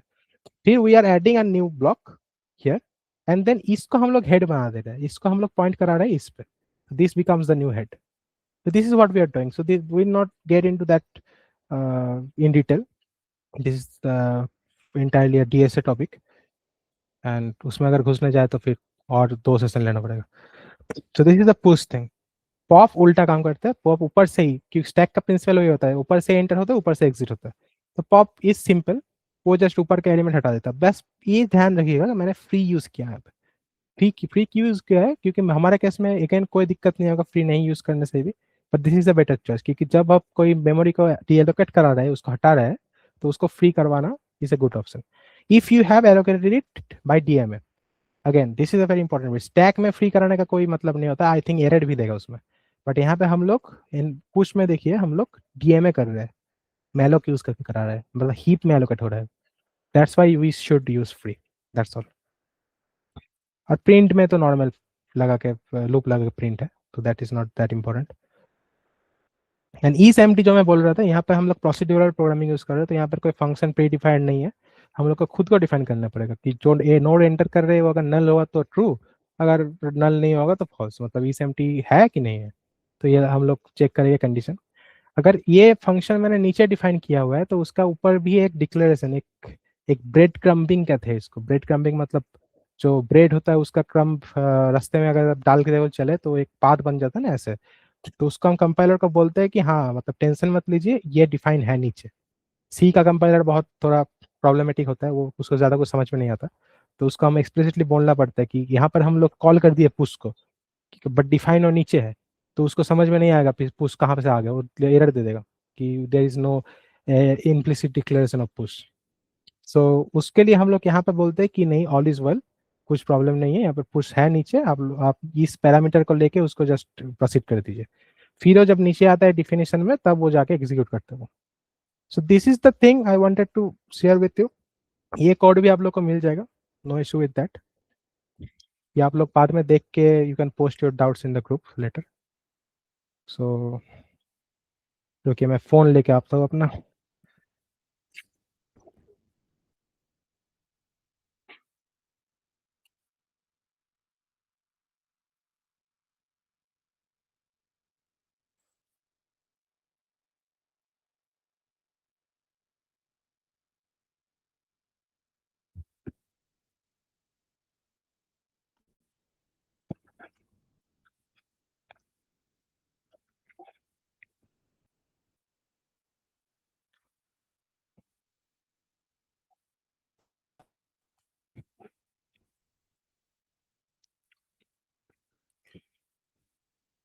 हाँ, सो एक अपडेट है regarding the quiz. So the link of the quiz is currently being shared with you in your group, I think.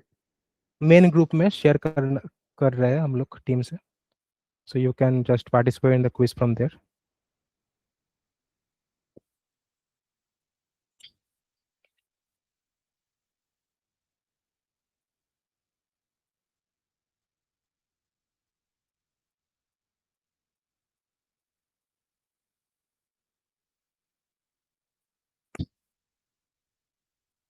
अच्छा, sorry, there is a mistake, not in the group, in the chat, in the chat section. The link will be shared in the chat section of the YouTube itself. You can attend, like the attendance link was being shared, similar to that. WhatsApp group में नहीं जाएगा. Sorry for the confusion if there was. Chat section में जाएगा link. तो आप लोग tuned रहिए, और कोई भी डाउट है तो पूछते रहिएगा, बट क्विज अटेंड कीजिएगा ऑब्वियसली. वो quiz attend is the primary, वो कर लीजिएगा, फिर आप डाउट पूछ सकते हैं मुझसे. मैं अवेलेबल हूँ अभी. अच्छा, कमेंट सेक्शन में प्रिंट हो गया है, वो शेयर भी हो गया, तो देख लीजिएगा.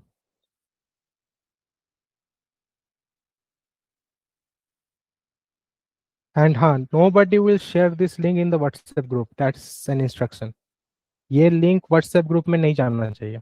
ये चैट में जो है सिर्फ उनके लिए भी है, ये ग्रुप में नहीं जाना चाहिए.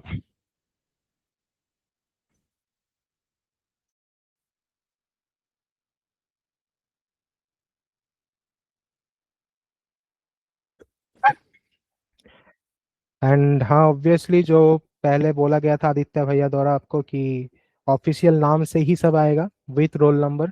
अगर नहीं आओगे तो you will not gate certificate and will be disqualified from the quiz. So official name and roll number is important. Format आप जो भी दे, बट नाम के बाद अंडरस्कोर दे के रोल नंबर जरूरी है. या जैसे भी आदित्य भाई आपको बोले होंगे, बट ये दोनों चीज मेंशन रहना चाहिए नाम में.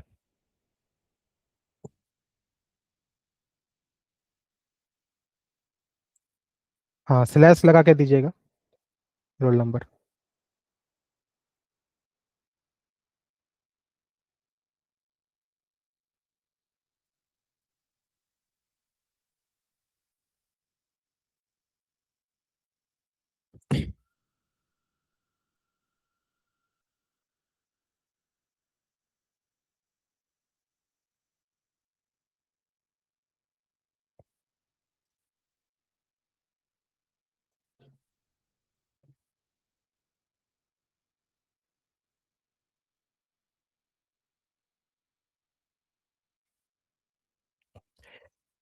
मेरा गिटहब लिंक नहीं, सीएसआई का गिटहब लिंक आपको मिल जाएगा, जहाँ पे आप लोग को इसका सब मिलेगा. क्वेश्चन, सब क्वेश्चन एंड सॉल्यूशंस जो सॉल्व नहीं किया है यहाँ पे क्वेश्चन, उनका सॉल्यूशन नहीं मिलेगा अभी. वो आप लोग खुद सॉल्व कीजिए. अगर कोई डाउट होगा तो you can ask it later in the group will be open for you, तो वी विल आंसर देयर.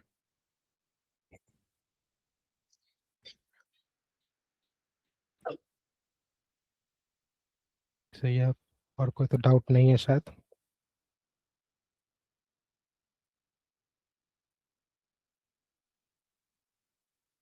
हाँ हाँ, क्विज अभी अटेंड करना है ऑब्वियसली.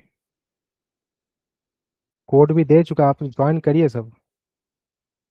जब होस्ट शुरू करेंगे तब ऑटोमेटिक शुरू हो जाएगा, आप लोग ज्वाइन करके रखिए.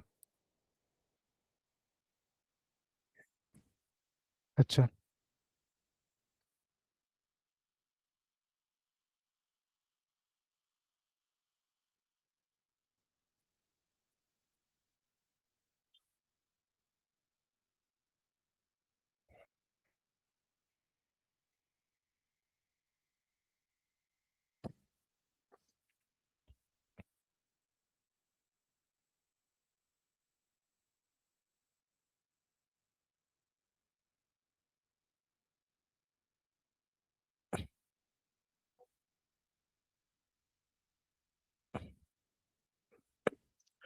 देखिए, आपका क्विज 122 से स्टार्ट हो जाएगा, एग्जैक्टली 122.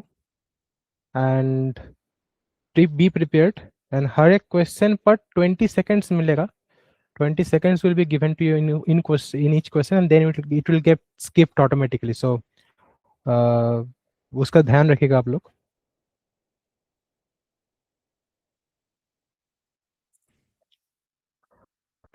बट हाँ, क्विज मैंडेटरी है, तो प्लीज अभी चैट छोड़ के थोड़ा क्विज में ध्यान दीजिएगा.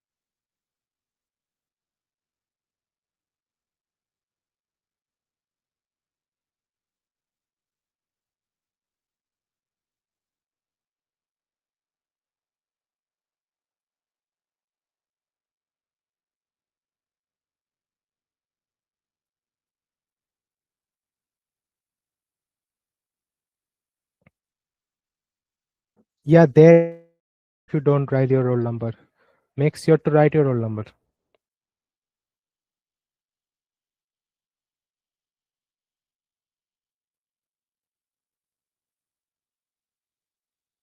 और जो भी डाउट्स है क्विज रिगार्डिंग, आप लोग एक काम कीजिए, चैट छोड़ के ना ग्रुप में लिखिए थोड़ा बहुत, क्योंकि क्विज जो लोग हमारे टीम से जो लोग कंडक्ट करा रहे हैं वो ग्रुप में एक्टिव है, so you can write it there.